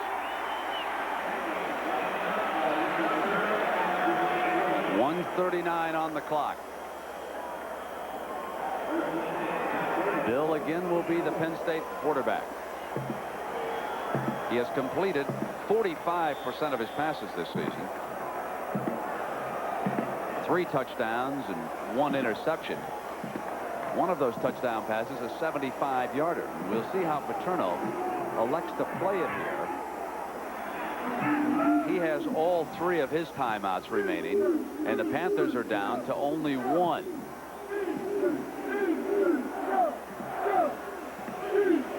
O.J. McDuffie on that far side, ready to run in the play as the referee trots over. I think perhaps to fill Joe in on the clock. I think we'll see a very conservative play selection here, Brent, with a minute 39 left. If they do throw the ball, I think it will be a screen type thing, a little short screen outside to your receivers. But put the ball in Blair Thomas's hands any way that you can, but in a conservative mode. Doug Greg and Mike will be along at halftime when we finish this. Blair Thomas, and he's got daylight. Breaks past the 40-yard line. Penn State first down. Minute and a half. They are getting down in that territory off that 18-yard run, Kenny, where they might want to take a whack at a deep ball. I agree. They're out now the 40-yard line now, Brent, where they can try something. And Bill will drop it over the middle, complete. Out beyond the 45-yard line to David Jacob, his tight end. So he quickly gets him involved. The clock is moving off the 6-yard gain. That's the 46. They've got all 3 of their timeouts. He throws to the sideline, drilled out of bounds. No, keep it moving over there. But they've got a first down, so that clock will stop anyway. That was Blair Thomas, the receiver. He was hit by McDonald and hit hard that time. Are we going to get a measurement? Very close. Jerry Collins replaces Thomas. You notice the Penn State group right there, Brent, how they're already back at the line of scrimmage. They've already got their play ready to go. Bill has them up at the line of scrimmage to conserve time. Well-coached team. Now here's where the senior quarterback gives you a little bit of an advantage in this situation, a little bit more of an understanding of how to work the clock. Jacob again out of bounds, stopping that clock at the 56-second mark, 10-10. Most defenses in this situation will go to zone instead of man, so they won't give up the big play. I think Bill understands that and is throwing the ball underneath to his backs and his tight ends. And Joe didn't need a messenger that time, did he? He just kind of like cupped his hands to his mouth and told Bill what he wanted done here. Ball is down to the Pittsburgh 40-yard line. They run the draw play for the first down. And chains will move. Jerry Collins, the ball carrier. 50 seconds to go, and still 3 timeouts remaining up there for Penn State. Bill impressively bringing them down into scoring position here. Deflected at the line of scrimmage. He had Smith open. And Siragusa got in on him.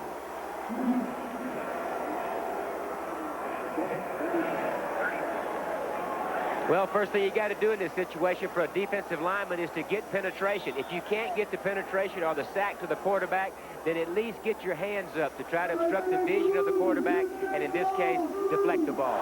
Blair Thomas back in. O.J. McDuffie is off the sideline.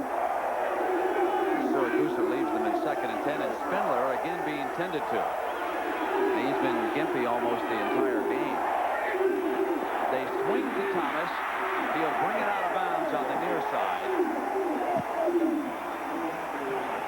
And it'll be 2nd and 11.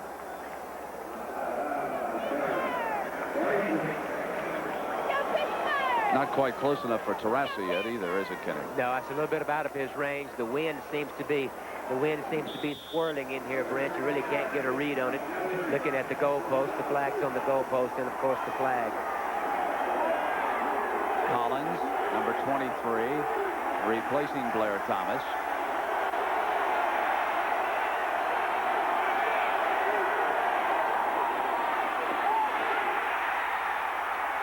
Diving catch inside the 25-yard line by McDuffie. And the clock is stopped as the chains move. As Bill drives them down into field goal range with 30 seconds to go. Penn State with all 3, and they use 1. So a timeout has been called. Gottfried again out on the field complaining.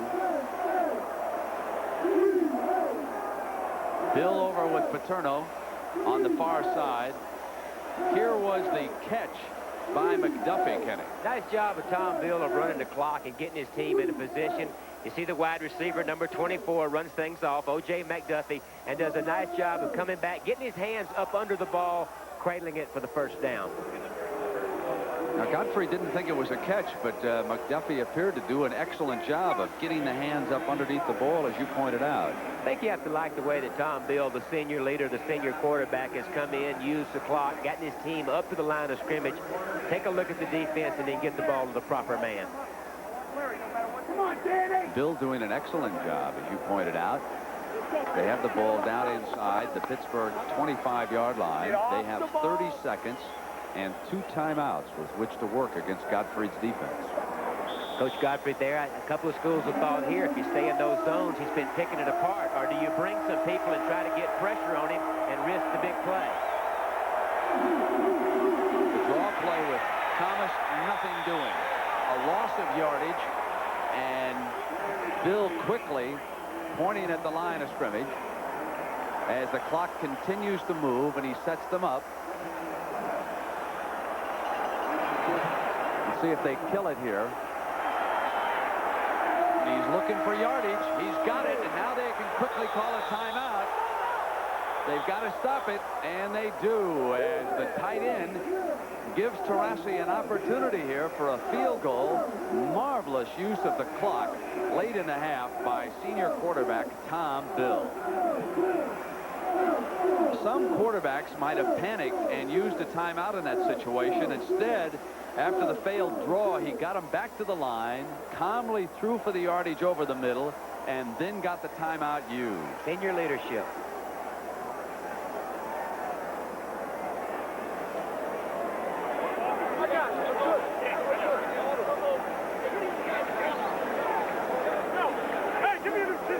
Ray Taurasi trots back off to the sideline. We get word downstairs from Leslie that that bruised knee again is bothering Spindler, but they expect him to play in the second half. Joe Paterno was up by 10 points. Pittsburgh has rallied to tie. And Taurasi now will attempt to give them a lead going into the locker room.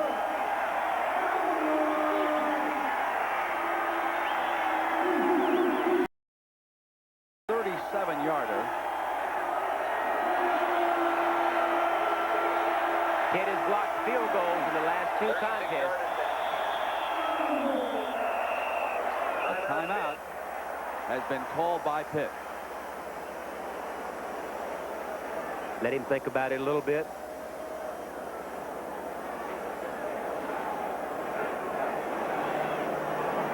So at halftime, we'll check in on all the college activity. And we also understand that Dexter Manley has made a statement down in Washington about his lifetime ban from the NFL. So we'll check in on that story. Here in Pittsburgh, temperature in the 50s. Sellout crowd on hand. One of the great college football rivalries. Pitt and Penn State deadlocked at 10 with the last play of the half coming up, and it'll be a field goal attempt by Ray Taurasi.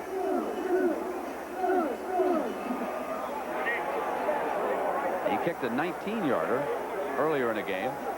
This a 37-yard attempt. And it was set up on the calm leadership. Senior quarterback Tom Bill out of Flemington, New Jersey. And the Pittsburgh special team trots back onto the field.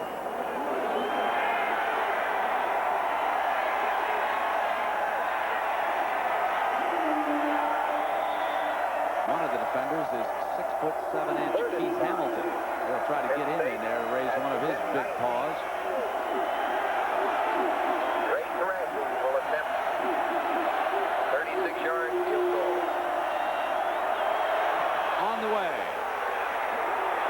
And it's good.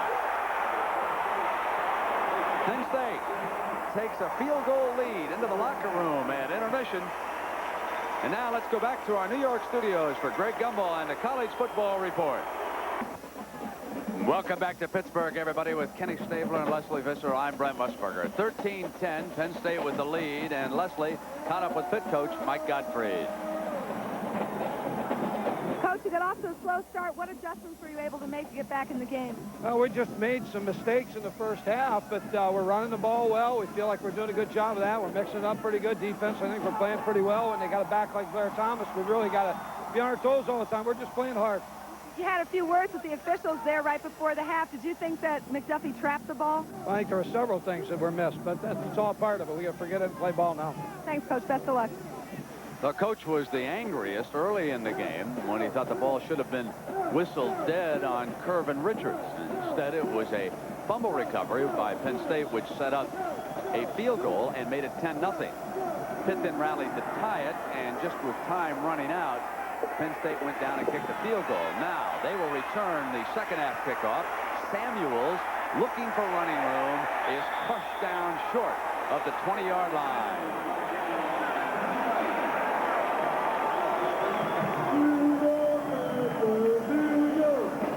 Coming out this half, Brent, I think it's the same thing as they've been doing in the first half. With Bill directing the attack now, it's just keep the ball in Blair Thomas's hands, throwing situations, get the tight end involved. Defensively for Pitt, they've got to contain Blair Thomas. Thomas is 32.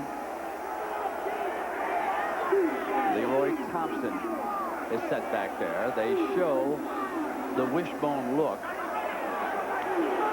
And this is Blair Thomas on first down, exploding out to the 26-yard line before Bray brought him down after a gain of 9 yards on first down.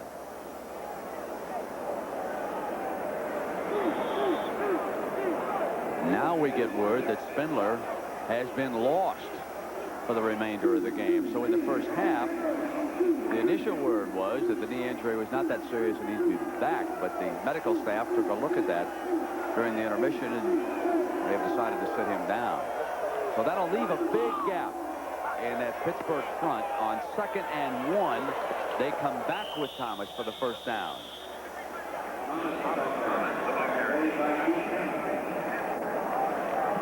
Yeah, the key to the success now is the first down. You notice the first down play, they get a big run out of Thomas. And what Pitt has to do is they've got to have good first down plays on defense, create the long yardage situation, and force Penn State to take the ball out of Thomas's hand and make them throw the ball. Penn State and Joe Paterno lead it by a field goal. Pittsburgh has beaten Penn State 2 straight years, and their defense has scored touchdowns in each of the last 3 games. Bill now to Thompson. First down. To the 42-yard line on Bill to Thompson for 12 yards. Nice job of faking this time. They do a good job of faking to their fullback. You're going to see number 44 is going to get the fake right there. And then Bill is going to buy a lot of time. As we said at the top, he's a better scrambler than Saka. Moves around, buys some time. There's 44. Leroy Thompson in the flat. Nice job of Bill of finding him. He was finally brought down by Crossman. Number 31, the safety man. Well, he might have gone for a long gain. Now he's out to the 45-yard line, picking up 3. Leroy Thompson. Number 44 is out of Knoxville, Tennessee.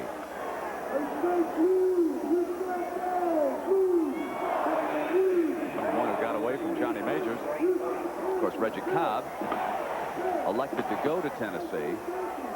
Cobb has now been suspended, but Johnny Majors has found another good back. They've got another good back up there that gains 100 yards every time he comes out. Played very well against Alabama. His name is Webb, and he is the heir apparent as a prime running back for Tennessee. That was McDuffie, the ball carrier that time. This Penn State team does nothing fancy. They're not a fancy team, and all they do is keep hammering at you with those guys right there. They bring in Redmond and Gary Collins, Blair Thomas, Leroy Thompson. Nothing fancy, plain, straight-ahead football.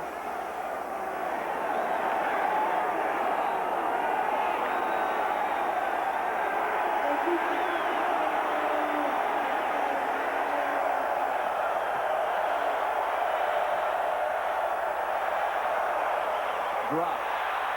Penn State will punt it away. Good coverage that time by number 48. That was McDonald. McDuffie unable to hold on. McDuffie's been their big play man. Good call that time. They only needed 5 yards for the first down. They got McDuffie. Short little out route. Bill reads it well. First rule, you got to catch the football.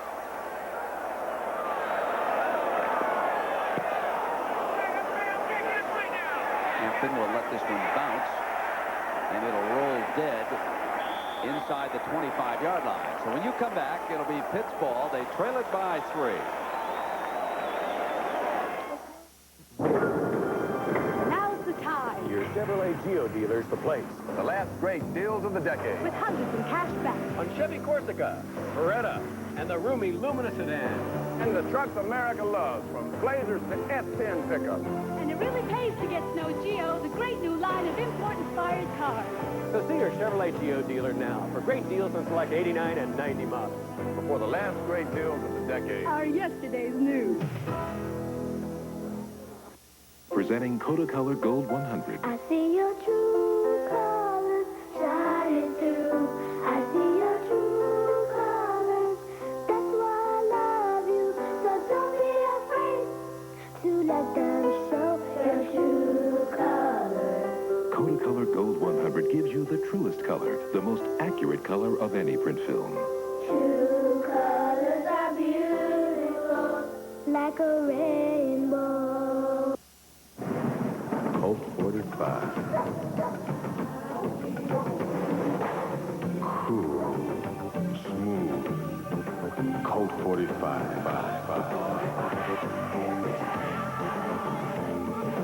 Every time.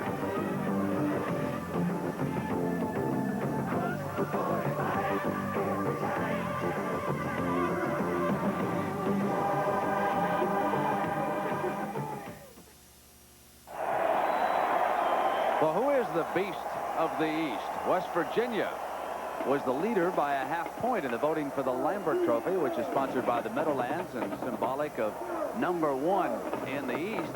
But Pitt has tied them, and Penn State has beaten West Virginia. So the vote is going to be very interesting, and you would think that a lot hinges on the outcome of this game.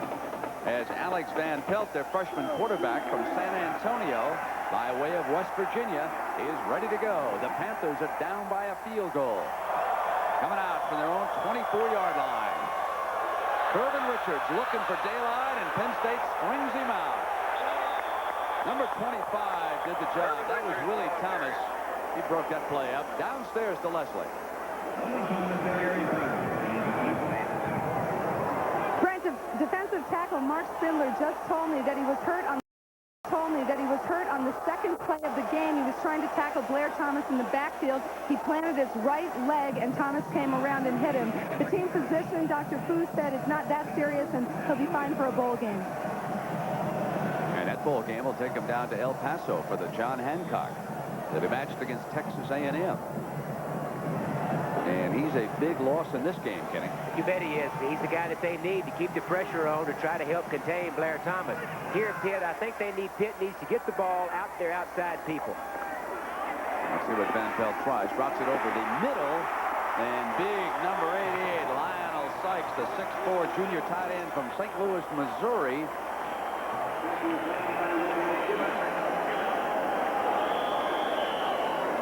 Now there are some of the other bowl games.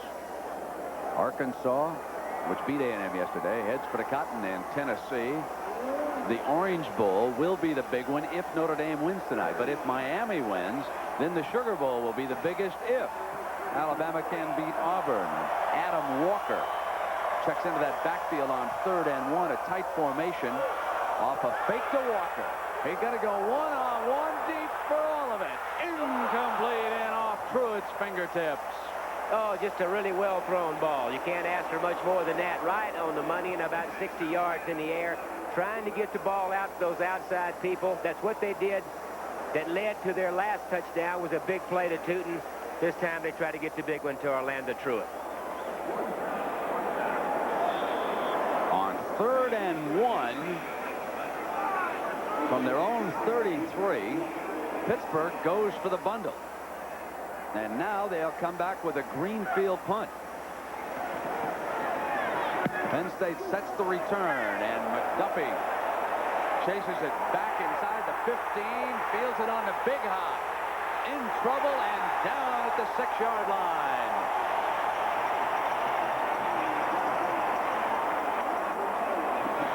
A monster of a punt for 52 yards. Shows you the importance of a good punter. Dictates field position. It's 32 degrees. Ken Stabler, did you ever go with Alabama into Happy Valley and play Penn State? No, never made that trip, and I know every time Alabama has come up here, it's always been a struggle. This team is extremely tough. In a hole now, coming out from inside their own 10-yard line, Blair Thomas hammered down, got the most he could out of that run with McDonald. Here's a chance for the Pitt defense to come alive and do something to help the offense. Hold them right here, make a punt deep in their own territory, and get out here with some field position where you can get into your offense. Well, one of the specialties of the house over there is the University Creamery at Penn State, and they sent along some peachy paterno for us. A little note that said, make sure we get some back to Francesa in the studio. He doesn't look like he's had a good meal. Do we get enough ice cream? Mike, we've got a whole gallon of it we're going to bring back for you, big fella. 2nd down.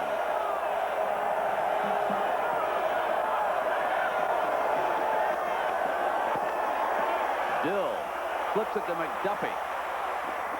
And McDuffie gets a first down.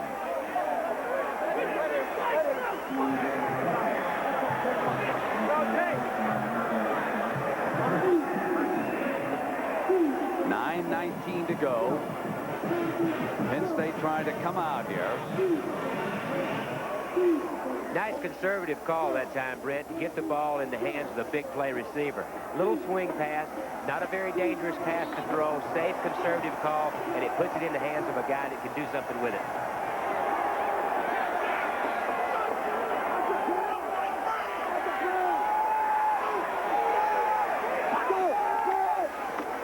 Thomas.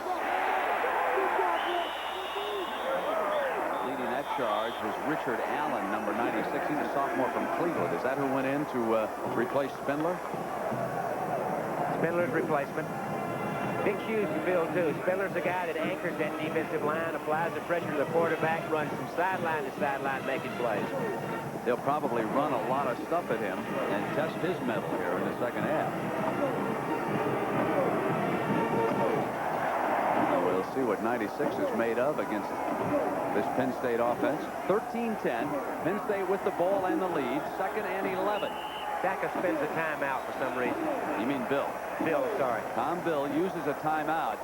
Ordinarily, coaches do not like to see timeouts used in the second half before the final 2 minutes. Well, you like to save those. They become so important in a very close game, big rivalry like this. You see number 3 there with the clipboard? As we remind everybody that Michael Jordan is coming your way against the Golden State Warriors. NBA coming up next here on CBS. There he is. That's Joe's son, Jay Paterno, junior quarterback there, Kenny, and he charged the plays for the offense there on the sideline. Yeah, look under his left arm there, the old clipboard, and that's where all of us usually start sometime or another, is charting plays, and they'll take those charts back to practice, and they'll see which side of the field they ran and see if they had any tendencies that favored one formation or another. It's an important job. It's very important to keep up with your tendencies. Think he dreams of becoming a coach someday? Boy, that's some big shoes to fill, but I think if you had to get any kind of schooling or any kind of thing from a coach, I mean, he's getting maybe the best. Joe Paterno's record certainly speaks for itself. Yeah, he has been a class act, too. No doubt about it. Bear Bryant always spoke highly of Joe, too. It was vice versa. Asked him yesterday what kind of relationship he had with Coach Bryant. He said he had a great relationship with Coach Bryant. Always enjoyed competing against his teams, and I know Coach Bryant always spoke very highly of him. 2nd down and 11 now for Penn State. Here's the big workhorse. Look out. Coming free at the 30. And beyond midfield into Pittsburgh territory before number 3 Hampton brings him down, but a 34-yard burst for Blair Thomas. Like we said, the thing to do getting out of there is just put the ball in that guy's hands right there. Do it any way you can, whether it's screen, whether it's draw. They run a counter. They pull the tackle, Tim Freeman. They pull left guard Sean Love. They spring him into secondary. And then here's a very powerful all-everything candidate getting his team out of trouble. Moving up on the Penn State rushing list, now number 2 and gaining 6 straight games, better than 100 yards. Bailing Penn State out of a hole. No gain on this surge. Stopped at the line as Richard Allen was in there defensively, so it will be 2nd and 1. Lydell Mitchell and John Capoletti. Capoletti, a Heisman Trophy winner. Thomas was in the search for that Heisman, and I was sort of puzzled as to why he was not being mentioned by the national media, why he suddenly dropped off the map, so to speak, after having a big game against Notre Dame. And they said, well, he only scored 5 touchdowns rushing, and his stats are not that flashy, so it's becoming the flashiest statistic performer who wins that trophy. Somewhat of a change.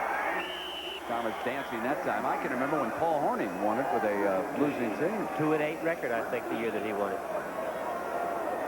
So here at Pitt Stadium, more than 57,000 on hand. I think there's an extra 158 in here today. Sellout crowd watching CFA college football. 13-10. Nittany Lions of Penn State and Joe Paterno over Mike Gottfried and the Panthers of Pittsburgh. At the time running down here in the 3rd quarter. Tom Bill, the 2nd quarterback used by Joe today.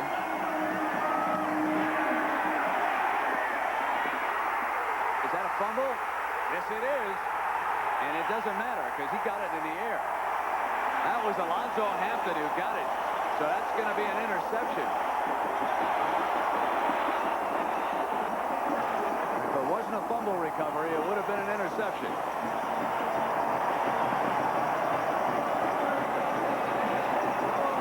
Well, Brent, they get a man-to-man coverage. The linebackers are going to come. They're going to try to hit a little short slant from the receiver out on the right-hand side. Dave Daniels, number 26. There's the slant, gets the man, makes the catch, fumbles it. Now look at the hit. Think these guys aren't after each other. Then it's a ping-pong game. Lorenzo Hampton comes up with it. 1st and 10 now for Van Pelt and the Panthers. Richards stepping into that hole. Gaining 5 more. Let's take a look at this one more time. There's the ball in the air on the slant. He doesn't catch the ball clean. Daniels see the ball bounce around. He doesn't really have good control until right there against his shoulder pad. And then number 5, Lewis Riddick, knocked it loose. And then it's batted around and Hampton comes up with it.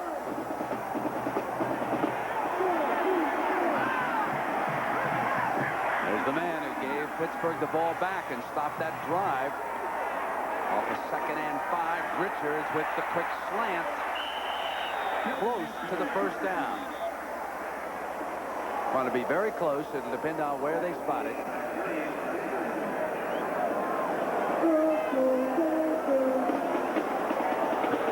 Looks like they're just short.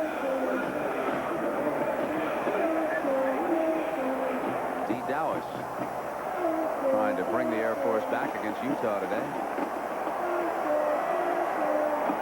Adam Walker into that backfield. He's the short yardage guy. 1st down for Pittsburgh at the 45-yard line. Well, let's go down to Leslie with an old friend, Paul Evans. Leslie? That's right, Brent. I'm here with Paul Evans, coach of the highly regarded Pittsburgh Panther basketball team. Coach, you beat the Soviets last night, but you might lose your point guard for the season. Right, we haven't had him since the first day of practice. We'll know more on Monday, but it looks like it could be a situation where he has to have 2 bones in his heel fused together, and if that happened, it'd be 3.5 months. That's, of course, Sean Miller, a greatly respected point guard. One other thing, you're headed into the Big East in another 3 weeks. What do you think of the prospects of Georgetown and Syracuse yourself? Georgetown and Syracuse are very good. I think maybe a cut above the rest, and then the rest of the league is all very even. I think any night anybody can beat anybody else. We've heard that before. Best of luck, Coach. Brent? All right, Leslie, thank you. And while Coach was up there was a little bit of a fast break on the field. Truitt taking it on an end around, and he got stuffed over there on the far side. You know, Brent, this is a design run or pass. There's a toss to Richards. Here's the handoff to Orlando Truitt, Birmingham, Alabama. And look at this. He's getting the ball placed in his right hand to throw the ball. Smartly does the right thing of not forcing it. I get the impression that he's from Alabama. 2nd down and 12.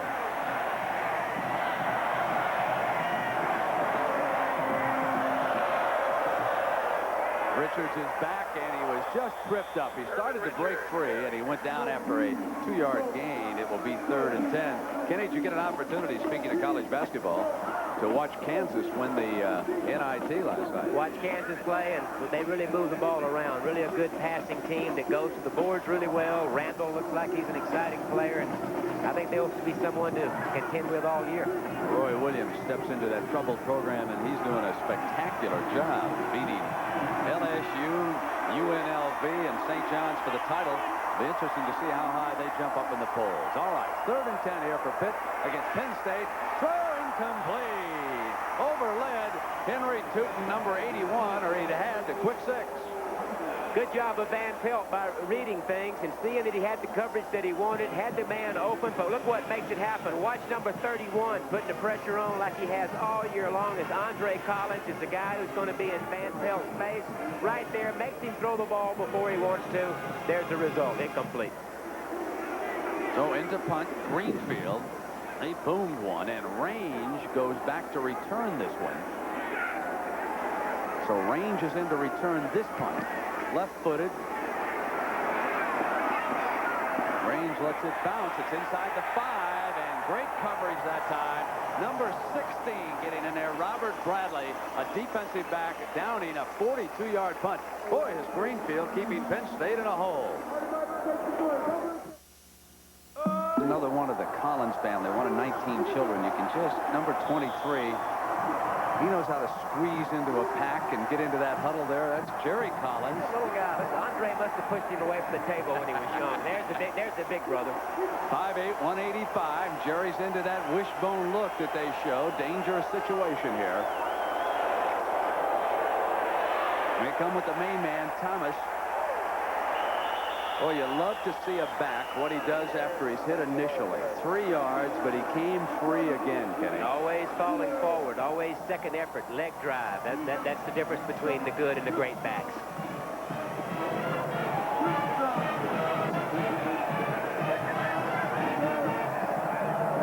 Blair Thomas out of Philadelphia. He's 5'11", 196. Sure to be one of the top 10 to go in the NFL draft.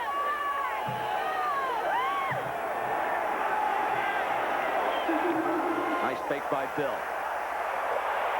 And then he's forced out by Hampton on the far side.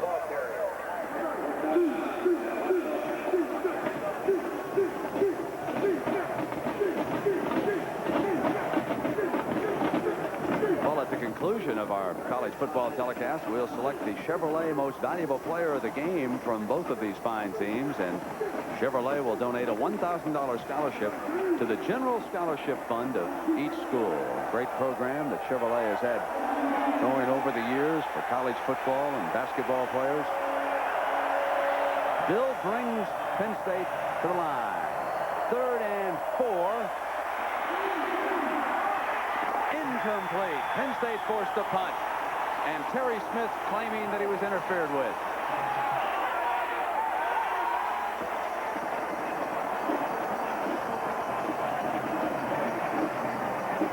Barry Threet's doing an excellent job here defensively, Kenny. Again, a conservative call coming out because it's a short ball. It's a design sprint out. There you see Bill. He's got the right guy. Just a really nice defensive play.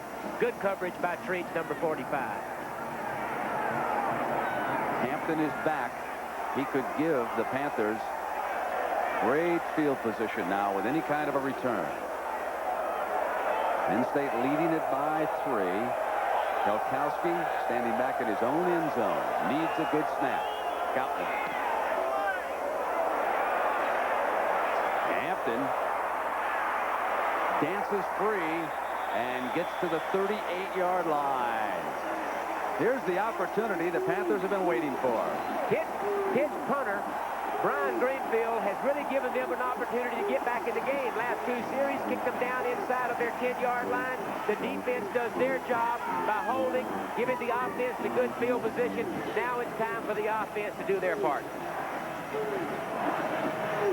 So there's the player distribution. 40 from Pennsylvania for Pitt. And a lot of Pennsylvania players also on that Penn State team, 49. More than just bragging rights, folks. And here's Kirvin Richards slicing inside the 35-yard line for 4 more yards. Make it 2nd and 6. He's having a big day. He's the guy that carries the load on the ground, and he's certainly doing it today. And he's got 21 carries, 115 yards today. They're starting to play the way that this offense can play. Get the ball to the outside people. They've been trying that, but Richards has been doing it on the ground.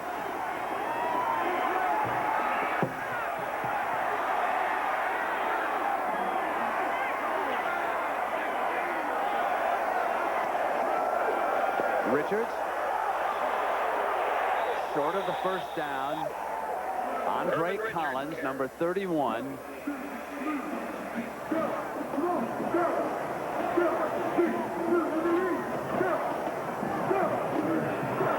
It'll be 3rd and 5. Richards coming out, and Adam Walker checks in. Very important play right here to keep a drive alive that can get them in for scoring territory. That's McDuffie on the Penn State bench, nursing what appears to be an ankle or a leg injury.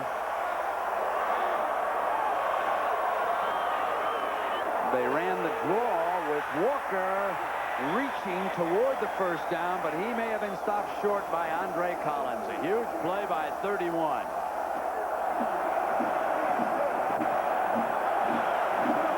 Fourth down, and the yard. Richards is back.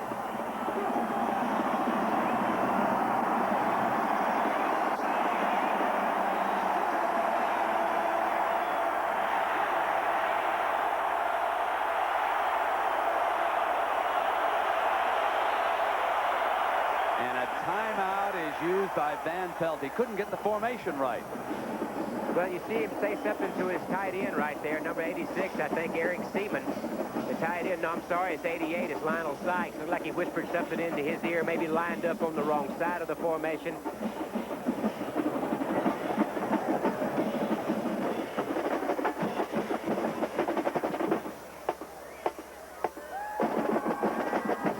They've gone on 4th down once today, Kenny, and they were unsuccessful, so this will be their second 4th down attempt. Villanova. And there's my Ferrum gang out of Virginia. Come on. Get in there, lads. I wonder what their Wyoming hanging tough. I wonder if George knows what their nicknames are. Put him to work. I won't repeat what they said in the truck, folks. 13 to 10. They're scrambling. There's a building across the way. Some freshmen undoubtedly painted that, folks. But both teams have used one of their 3 timeouts here in the second half. Freshman Alex Van Pelt, 6'2", 200 pounds. Played high school football in San Antonio, but grew up in the state of West Virginia. See the black thing around his waist there? It's a flak jacket most quarterbacks wear.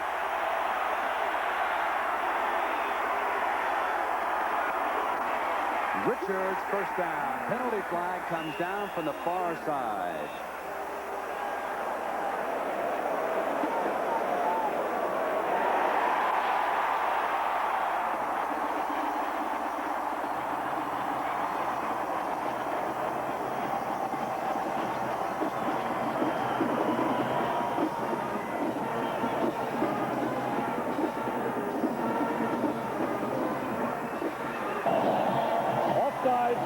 Defense, first down. Ball just inside the 25-yard line. There's a Nittany Lion in agony. Or is that a Panther delirious in joy?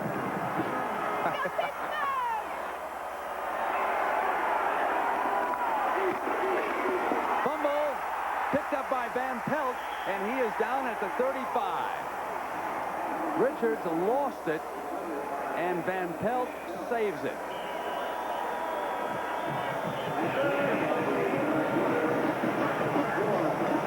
Well, I'm not sure we got a clean exchange here, Brent. Maybe we can see it right here. Van Pelt out from the center really has to stretch, and I'm not sure the exchange was ever made between the quarterback and Richards. Looked like just a mishandling of the ball between both the players.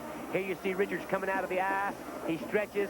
No, he's got it. That's Richards' fumble right there. She'll take the ball, tuck it away. And we've come to the end of the third quarter, and college football will return after this message and a word from your local station.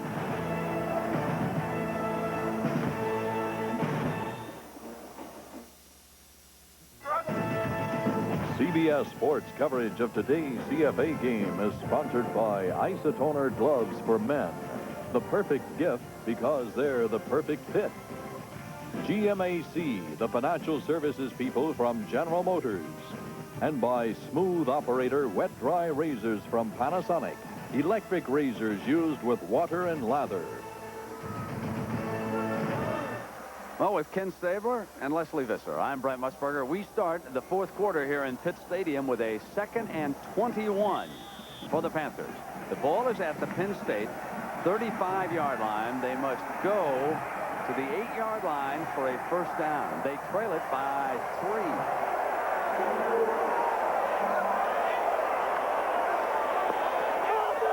Going deep to the end zone, incomplete. And let's go down to Leslie.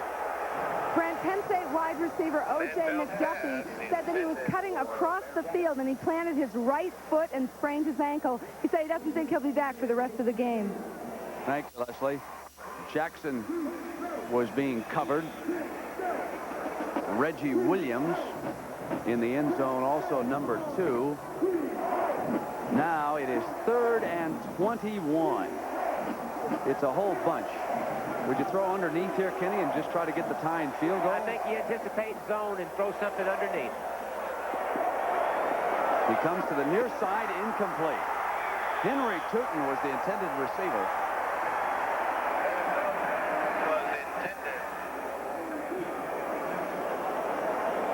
I think that's what they had in mind, Brent, was to throw underneath. They're going to run off here and try the little hook thing right out here to the inside receiver. Good idea, good plan. Van Pelt has just been an inch or two off all day. There comes the outside guy hooking underneath, but see, he throws the ball to the inside. That ball has to be kept on the outside shoulder of the receiver to avoid that sort of thing, the tips and the near interceptions. It is punting. Greenfield, who has done a sensational job here in the second half especially, hangs one very high and just into the end zone. So it'll come out at the 20. He had buried them down inside the 10-yard line a couple of times. That one going into the end zone. He wanted it down inside the 10, and it just went a little bit too far. So a reminder tomorrow at 12:30. We'll take a look at Keith Millard with Dick Butkus. And the NFL today will start off our games. A lot of you are going to see Minnesota against Green Bay. Can the Packers win a division title? Well, tomorrow's the one they're going to have to win if they're in it for real. Later, Bears-Redskins, the big one. And we'll start tomorrow at 12:30. 1st and 10 for Penn State. You can see how Penn State has not had favorable field position, and Blair Thomas hit hard that time. Good tackle by Craig Gobb. They just keep coming at you with the same thing and keep coming at you with Blair Thomas and those big offensive linemen. Sooner or later, he pops one up in there. They haven't changed a thing since the first part of the game. Keep the ball in that man's hands right there, Blair Thomas. Thomas has rushed for 118 yards today in 25 carries. Kirvin Richards for Pittsburgh, 116 yards, to give you an idea. 2nd and 10.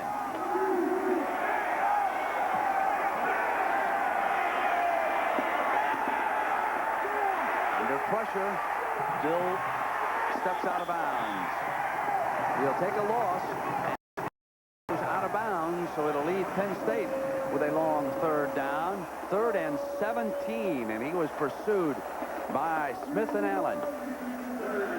The front 4, Smith and Allen, as you say, putting the pressure on in the passing situation. Bill using his athletic ability, scrambling ability to avoid the big loss. Good defensive series for Pitt right here.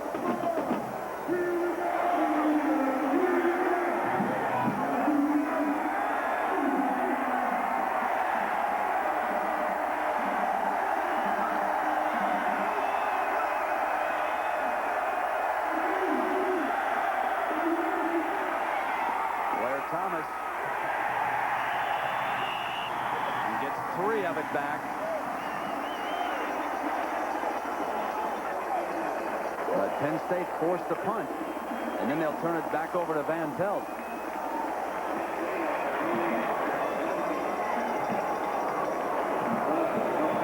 You know, it's always 3 phases of the game, Brent. It's always offense, defense, and special teams. I think the special teams, especially the punter for Pitt, has kept Pitt in the game the second half. Their offense has not been able to take over and do things when they get this good field position. But no scoring in the second half. Hilkowski drives Hampton inside the 35 and finds daylight and gets out to the 48-yard line. So a 50-yard punt, but a 15-yard return. And we'll be right back. Just sitting down behind the medical staff. He was shaken up on the punt coverage. And Alex Van Pelt was icing his fingers while the defensive unit for Pitt was on the field. He probably injured some fingers, accidentally hitting a helmet on a release. Off the fake to Richards, moves the pocket, throws short and incomplete. The intended receiver was Pruitt.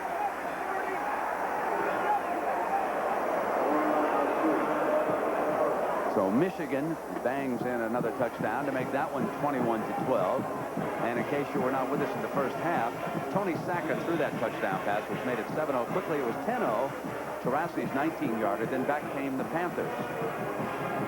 First, it was Frazier's 27-yard field goal. Then Van Pelt took it into the end zone himself from 2 yards out. Tied at 10, but with time running out, the field goal 37-yarder. And now Pitt trying to come back again. And this is their main man, Irvin Richards. Breaks free inside the 40-yard line for a Pitt first down. And he moves toward 125 yards rushing with 14 more yards. Make it 130 today. They just keep hitting him off of the perimeters with that running type style of his. Once he accelerates, he's in the secondary before you know it. Watch this right here. See that little stutter step? It gives the blockers time to get on. He gets a great block outside from one of his receivers on the outside, Tootin for the first down. Dave Moore, number 83, the tight end, led the way with a terrific block. Now they run the draw play, and Walker, the replacement, breaks free into the middle before Range can wrestle into the ground. Walker popping through there behind Chris Getz. Tistelli, the center, doing a nice job filling in for the injured center, and they're running the ball extremely well now, which sets up your play-pass game. The offensive line is starting to take control of the neutral zone. Irvin Richards back, 23 carries for 130 yards. He's over 1,000 yards for the season, and he's the tailback in this formation for Pitt. They have moved inside the 30. Here he comes. No daylight, spins free, and makes 4 yards. And he did it with superb effort that time. Finally bringing him down.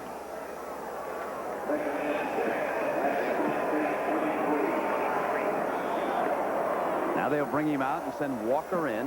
Walker's out of Homestead, Pennsylvania. Richards, LaPorte, Texas. Born in Trinidad.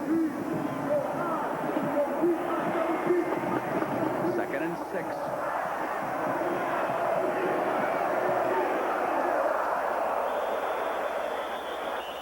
Walker with penalty markers coming down.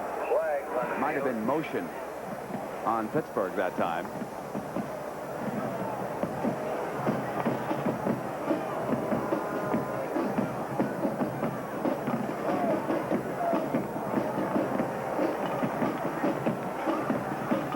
You know, the Pitt offense has had every opportunity, Brent, thanks to their punter. Offense, 2nd down. Their special teams has given them an opportunity to get down here. The last quarter, the third quarter of the game, Pitt only had 18 yards of offense in the third quarter. They've really been struggling. Van Pelt seems to be struggling a little bit, too. One of his last 6. 2nd and 11.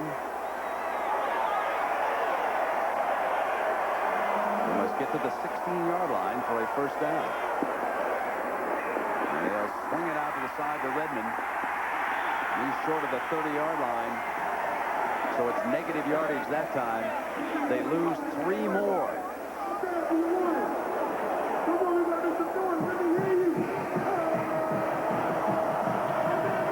Van Pelt coming out of the center. This is a design dump off. Look downfield to try to get some reaction out of the safeties. Dump the ball off outside to number 22, Ronald Redmond.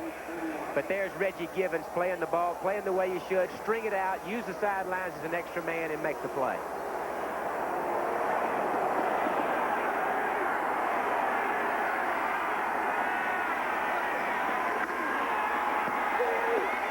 Wanted to drop the screen off. Incomplete. He had to throw it away. D'Onofrio, number 38, all over him.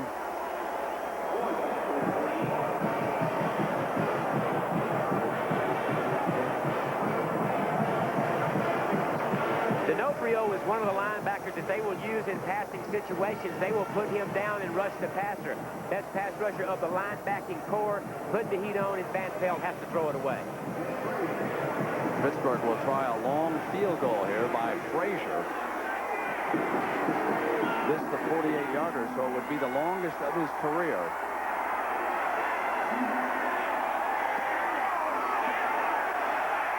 And it's not long enough. So it'll be Penn State's ball. They still lead it by 3. 10:26, and Joe Paterno ready to send in the play when you come back. I don't know ever like one of those high-flying 42-10 wins or anything like that. All these games, they seem to be a struggle, you know. In the long history of this contest, Brent, there's been some 30 shutouts, 31 shutouts, and 2 scoreless ties. So low-scoring games have been the norm. Taurasi's field goal at the end of the first half, the difference right now. The toss to Blair Thomas, who's had a big afternoon for the Nittany Lions. Sprung out that time for a 1-yard gain, and it'll be 2nd and 9. Well, they play such great high school football in this area. I want to show you a couple of brothers, the Bender brothers, who are getting ready for a high school game. I want you to listen to the play-by-play call here. Bender looking wide, goes to Bender. And now Bender's going to look downfield, has a man wide open, and the pass is complete. That was not a third Bender. Was that a Bender that caught that one? That was North Hills, and tonight, especially you folks in the Pittsburgh area, get yourself an extra coat, pair of longies, go on over to Three Rivers and watch him play Upper St. Clair. A little quarterfinal action here. Got a little officials timeout now. Apparently a player is down and the Pitt medical staff is on the field. But you think of the states, Kenny, that play great high school football right here in Pennsylvania. Texas won, Ohio, California. What about Alabama? Alabama plays an extremely good brand of football. The state champion, high school champion, is from Mobile, Alabama, near where I live, and they play a good brand of high school football. Well, there's a great brand of high school football played down in Florida these days, too. Certainly, so many athletes come out of there, and you'll watch some of them tonight with the Hurricanes and the Fighting Irish of Notre Dame. 6:30. They'll get ready for that one. Miami, the favorite in that game, I believe I saw. A slight favorite. So it'll be 2nd down and 9. Complete to Thomas. Short of the first down. That was Hampton. He's been all over the field, too, defensively. Andre Collins for Penn State and Hampton for Pittsburgh. 5-yard gain. Kenny? Brent, here's what they do. They take the 2 outside guys, run them off. Here's Blair Thomas right here. He runs a little out on the outside out there. Well-designed play. There go the 2 receivers running things out. They got Blair Thomas coming out. Nicely thrown ball for the first down. Just short of it. Yes. They've got a 3rd down. Yes. Bill, diving catch that time for the first down at midfield. That was David Daniels making a splendid reception here. Off of the play fake in the middle. He's going to come out with a play fake. Look right in the middle of your screen now. There's the play fake to Thomas. He's going to be coming from the left side. There he comes. Right in the middle. Nice play. Get down on the one knee. Cradle it. Make sure you maintain control of the ball. Nice catch. And use the turf at the bottom end. Yeah, only half of it, though. 1st and 10. Here is Thomas, and he is stuffed on that cutback for a loss of a yard to make it 2nd down and 11. Yeah, that was a nice cradle job. Yeah. And Mike Gottfried has not had the best of the whistle tune here this afternoon. He had a very questionable call back in the first half on a fumble recovery, and it appeared on one angle as though Andre Collins really picked Richard's pocket. Starting to stalk that sideline right now is Joe Paterno's Nittany Lions going into overdrive here at midfield. 2nd and 11. Bill, complete. He threaded the needle that time, and it is big tight end David Jacob. Well, the kicker becomes the big fella right now, and Leslie's got someone who's very close to Ray Tarasi. That's right, Brent. I'm down here with Mr. Ray Tarasi, whose son's field goal is the difference in this game. Mr. Tarasi, you went to Pitt. How'd you let your son get away to Penn State? Well, Penn State was recruiting him quite heavily. He thought about Pitt, but that was the year that Foge left as head coach, and Penn State recruited him quite heavily. And I'm glad he went to Penn State. It's a good school. I have one last question for you. Do you recognize this man? Oh. Mr. Tarasi was a running back here in the late 50s. Shouldn't do that. You really shouldn't do that. Oh, you look terrific. Thank you, sir. Back to you, Brent. I love the haircuts back in the 50s. Yeah, the football haircut, the flat top, the muscles bulging, determination on the face. I want to get out of his way when he I wish I could remember the name of the still photographer who used to make all the rounds of the football school. You probably had it. Have you guys posed with the one arm out in the Heisman Trophy? Hucking and a bucking, he used to always say. Hucking and a bucking. Give me that hucking and a bucking pose. That is the guy. I know exactly who you're talking about. Guy. 7:40 to go now. There's Blair Thomas stacked up at about the 38. So it's going to leave them 2nd and 10.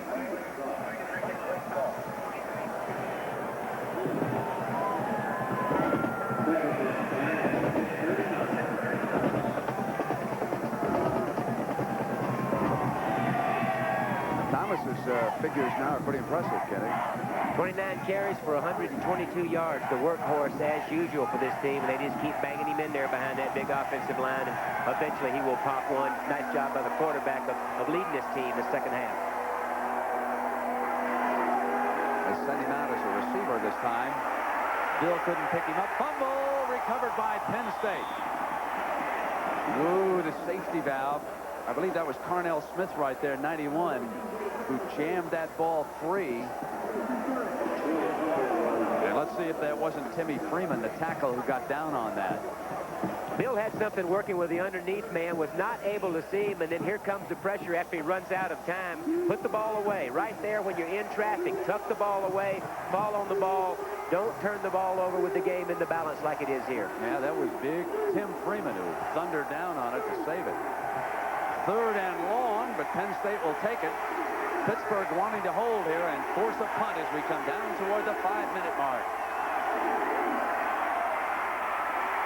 Deep drop, in trouble, steps out of bounds. Penn State must punt.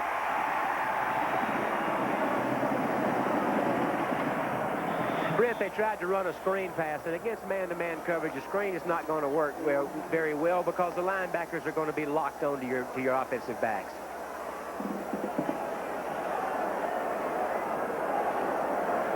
One of the officials is down here on the near sideline. That's why we've got a delay, and the Pitt medical staff is there.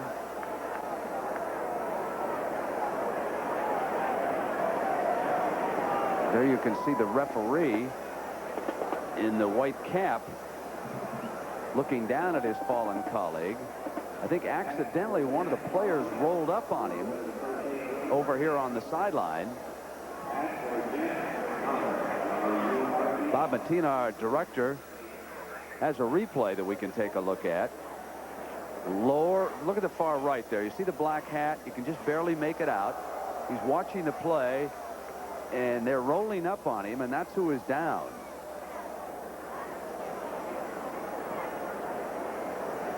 Now you can see him right there, and he was watching the quarterback to protect him from a possible late hit, and the defensive player accidentally came free and rolled up on him when he wasn't looking. Remember when Barry Switzer suffered an injury, and his name is Howard Eckert. He's the linesman. Dr. Freddie H. Fu, the Pitt team doctor, is there helping him up with the blue tie there on the left-hand side of the screen. Like the big defensive lineman rolled over his knee, trapped his leg up under him, Brent. Robert Blank, the trainer, is there in the blue jacket. So Dr. Fu and Blank take him off, and it looks like for sure he's going to be finished for the day. That could be a little ligament damage in there, the way they rolled up on it. What a shame.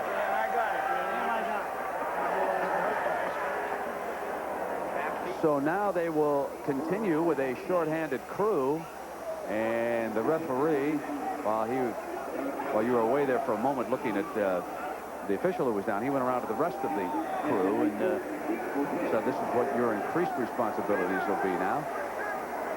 And Helkowski back to punt. There are two deep men, Hampton and Tootin. And let's see what Pitt elects to do at the line.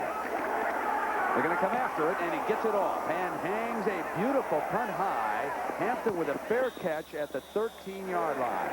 6 minutes to work with. 32-yard punt, but more important than that, no return. official Pat Retesic is being attended to down here by physician Dr. Freddie Fu. He's being asked questions. How old are you? Where do you live? He's apparently saying it's his right knee that was injured on an out-of-bounds play. He got hit by a lineman. Brent? Well, I'm glad we got it straightened out as to what his name is. There we are. Retesic, the line judge, is the injured official in obvious pain. So meanwhile, with 5:55 to go, it is Pitt's ball. They trail Penn State by the field goal. They got the 1st and 10 coming out, and Van Pelt, struggling here in the second half, is only 2 of 8 for 9 yards. And he'll put it up here again in the second half. He's going to go for it all. He's got an open man. He's got it. Henry Tootin.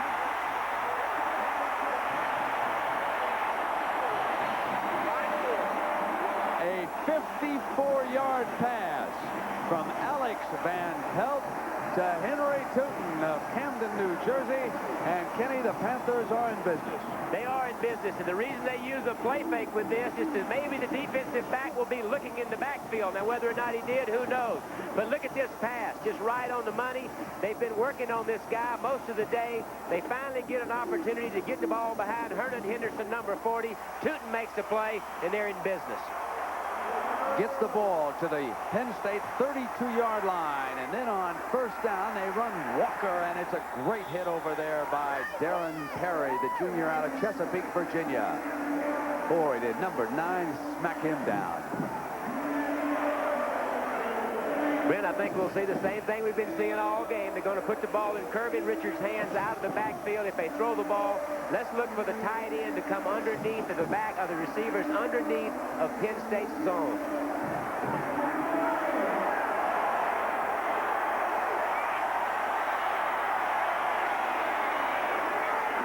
Here's Kirby Richards. Battles free.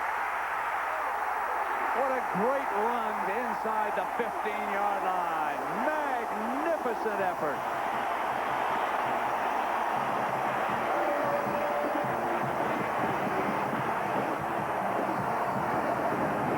Shaken up after an 18-yard run. Well, you can't say enough about him. This game, he goes over 1,000 yards. Only the second back in Pitt history to rush for 2 consecutive 1,000-yard seasons. The other guy, Tony Dorsett. Look at the knee lift, the kick, the extra effort, determination, exciting runner. He comes out. It was Range and Collins finally bringing him down. A monster of a day. The ball inside Penn State's 14.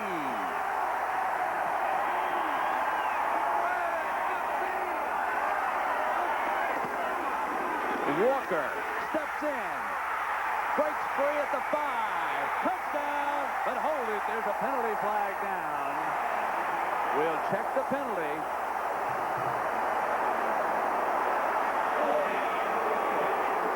Bringing it back.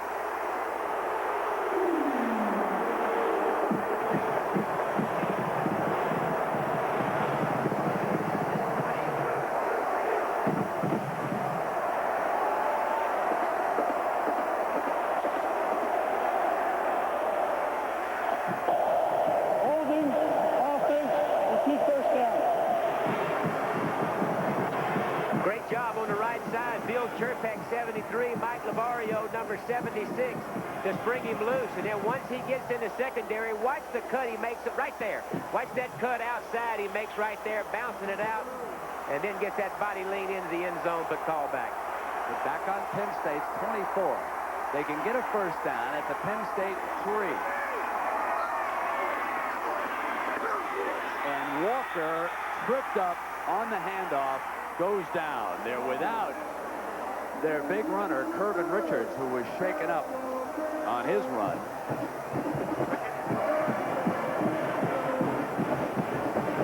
Kirby wanting to get back. It appears to be his left hand.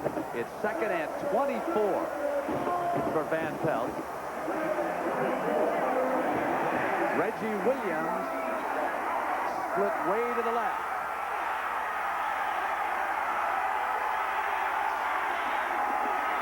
They'll run Walker He's inside the 25. Kenny, that one was somewhat conservative. He was very conservative, almost like they're playing for the field goal on second down, Brent. I think you spread things out. You throw the ball underneath that zone, get your tight end in there, or back on the linebacker if possible. Very conservative call. So when they were wrapping him up here, his left hand was injured probably right there when he pulled free before he went down. Now it is the third down play for Van Pelt, and again they run it right straight ahead with Walker, and I'm surprised. Yeah, very surprised. And I think the home crowd here is very surprised too, and letting them know about it. I think Van Pelt has to throw the ball. It's not his decision, but I think you throw the ball underneath all of that coverage and work the ball. It's been very successful before. Very conservative play calling.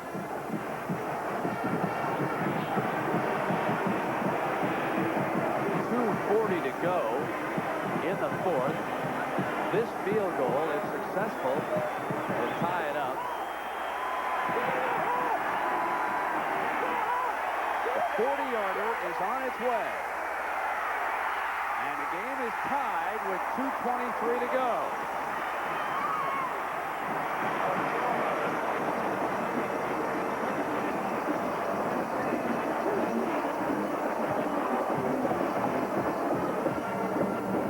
Well, here's a young man that ties the game up. If you don't think this game doesn't mean a lot to him, watch this reaction right there. He knows he's got his team tied up, and we got a barn burner.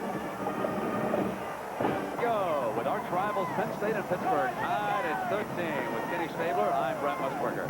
You know, there's a young woman in the hospital here from Mobile, Alabama, Waverly Williams, and she's a big fan of Kenny Stabler. And Kenny, I thought that was awfully nice of you to go over and say hello to her. I'm sure she's enjoying the game in the hospital. She's a real sweetheart, Brent, going through a liver transplant situation. Big Alabama fan, and we want to wish her well. You bet. Pass along our best from all of us here for Waverly. And now the kickoff with 2:23 to go. It'll be Penn State's ball. Fielded by a short man at the 21. And he weaves his way out to the 40-yard line. That was Jeff Anderson having the time of his life out there, Kenny. Jeff Anderson, an inside linebacker, showing a little fullback moves there, and gets him up in really good field position. A couple of 2 or 3 first downs, and we've got a shot at a field goal.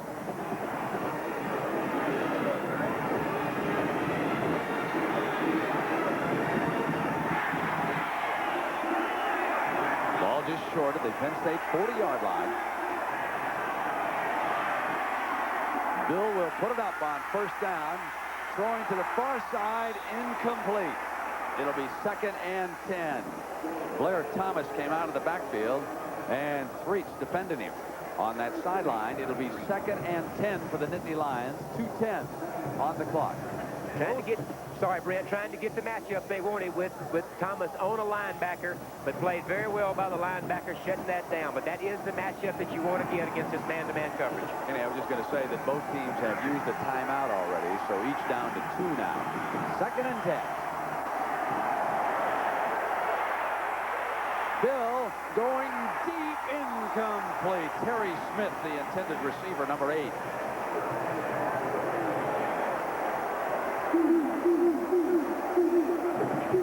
Here's what they're going to try to get is a deep post pattern down through the middle of the field against the man-to-man coverage. Good call. You see the safety go to the other side. The other receiver has all the field to work with. This receiver, he just leads him a little bit too far. Joe is without O.J. McDuffie. He's been lost for the remainder because of an injury. So Smith and Daniels are his deep men. Quick pop to Daniels. First down inside the 45. Ball was put down, and Dave Daniels went and got it. So Dave Daniels recovering it and keeping the Penn State drive alive. A 17-yard gain, and the break goes against Gottfried in Pittsburgh. Going into their hurry up, not huddling. Don't do it at the line of scrimmage.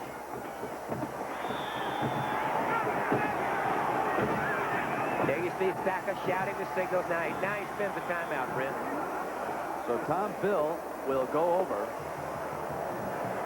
and huddle with Paterno. Joe saying, I understand. Settle down. We'll be right back. Sensational feeling here in Pitt Stadium now with 1:50 to go. One of the great rivalries annually in college football has come down to the last 150. Penn State with only one timeout to go, on the move with a score tied at 13. And the handoff is to number 23, Collins. And he is stopped quickly by Penn. Trying to get close enough for Taurasi to attempt another field goal. On 2nd and 11, Bill incomplete. Threw against coverage that time. Wanted his tight end Jacob, and Craig Gobb, one of the Gobb brothers, was there defensively, number 46. And Taurasi, knowing that they have to get closer to give him a chance. Now 1:25 on the clock.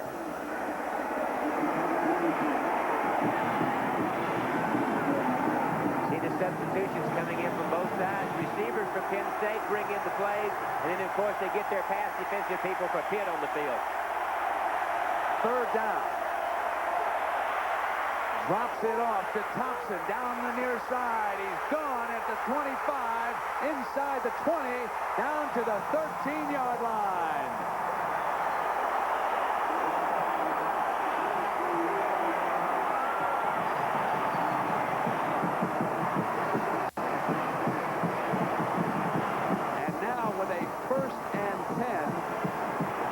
Ball spotted at the 14.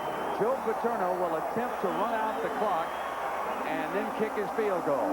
He will try to keep it moving if he can here. He has one timeout to go. The official calls timeout. This is an official timeout. There is a player shaken up. A Pittsburgh player was shaken up. At the 15-yard line, he's down. Siragusa, number 98, shaken up, will come to the sideline.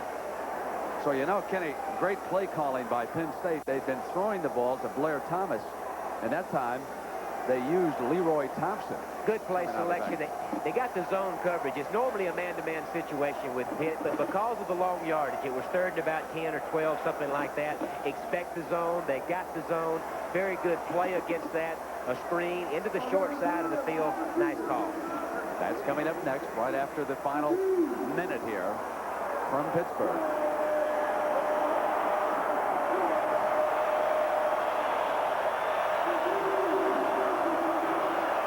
Blair Thomas busts to the 5-yard line. It'll be 2nd and 1 after the 9-yard run. Paterno letting the clock run.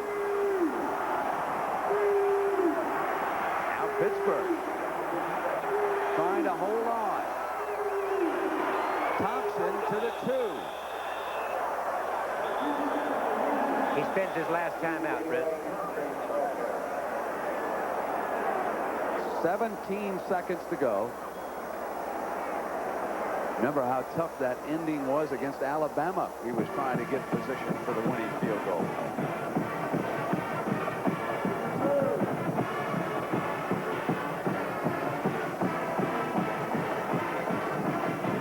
Taurasi, with his father, a Pittsburgh graduate. And he's now gone to Penn State to play for Joe Paterno.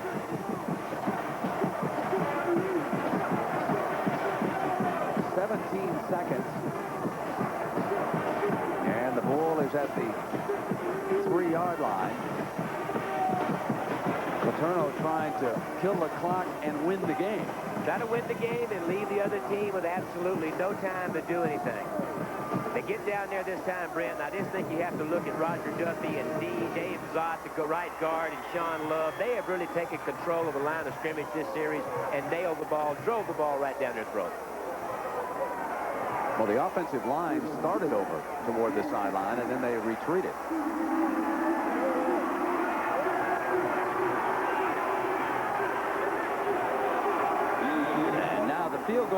is on the field at 17 seconds. They use that swinging gate setup.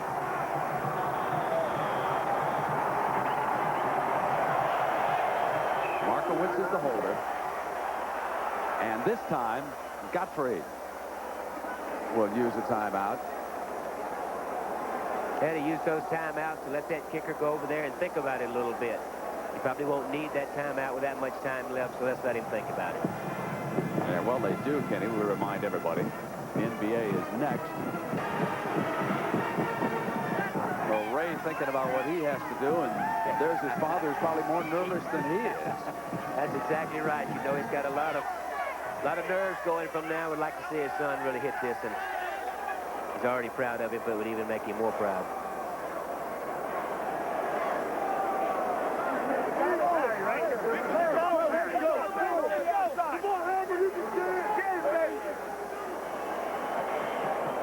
So we'll just watch this one unfold here with 17 seconds to go.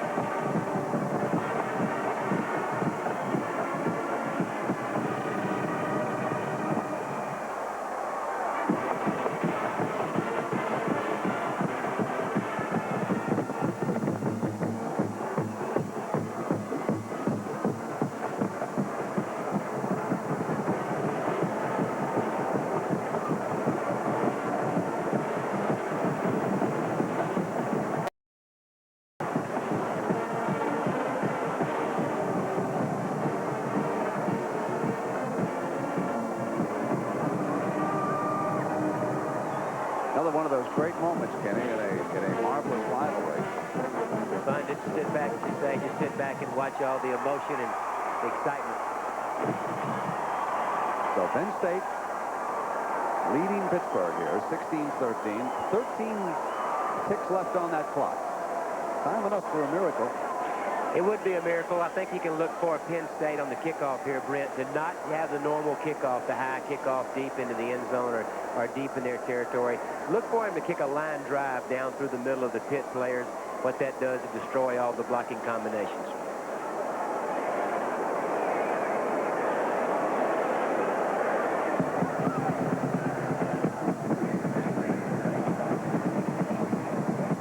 So the ball is on the tee.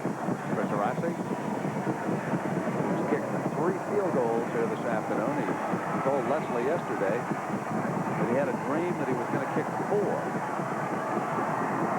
Don't think he's going to get number 4, but right now he'll settle for just the 3.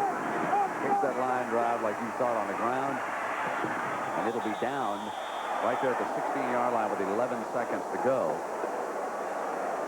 And as soon as we wrap up here, Michael Jordan and the Bulls against the Golden State Warriors.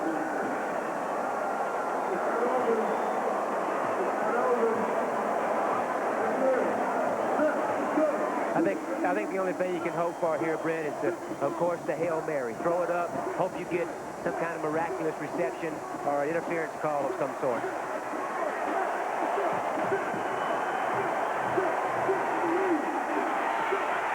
Brooks were to the right, throwing toward the sideline, complete, and the clock is stopped with 5 seconds. That was Baron Jackson, number 19, who was the wideout.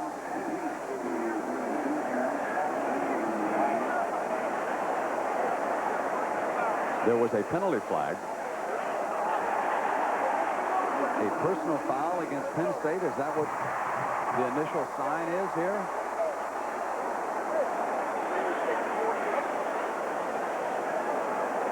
15 more yards will put it into Penn State territory, folks, so hold on.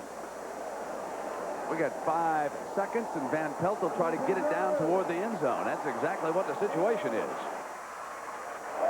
Personal foul, defense, first down. Wow. To the 48-yard line. Paterno must be seething about that at this moment in the game. So here it comes. 3 wideouts. Go to the left. Pruitt is the burner in that bunch. Van Pelt throwing deep, but he overthrows, intercepted, and that does it. Penn State beats Pittsburgh as Sherrod Raines, the senior, makes the interception, and no one has brought him down yet. He gets a block from Smith, and he's finally down inside the 40-yard line. Time runs out. Joe Paterno breaks his 2-year losing streak at the hands of Mike Gottfried, and there's a brawl on the near sideline. There's a brawl has broken out.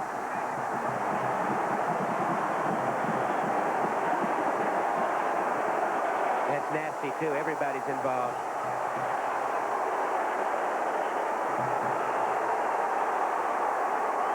Now they spill out even behind that brawl, closer to the bench. The officials, at least one of them right there in the middle of it, trying to break it up.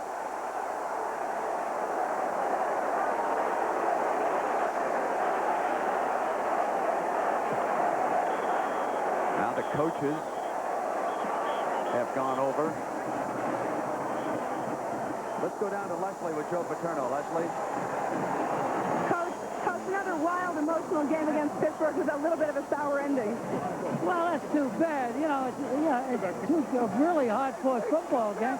We hate that kind of nonsense. We don't need that in football. What about Ray Tarasha today? Well, Ray was great. He's a great kid, and I'm just delighted for him because he's had a lot of tough luck, and he had a chance to beat Alabama for us, and the kid got blocked, so I was glad for him. Just one last thought. As long as we have you, what are your thoughts on Miami Notre Dame? I haven't got the slightest idea. I wouldn't touch that with a 10-foot pole. I hope it's a great game. I think it will. I hope we don't have these kind of shenanigans. Great. Thanks a lot, Coach. Back to you, Brent. All right, Leslie, thank you very much. So Ray Tarassi, who lost a brother in tragic fashion a couple of years ago, comes back home and winds up the hero.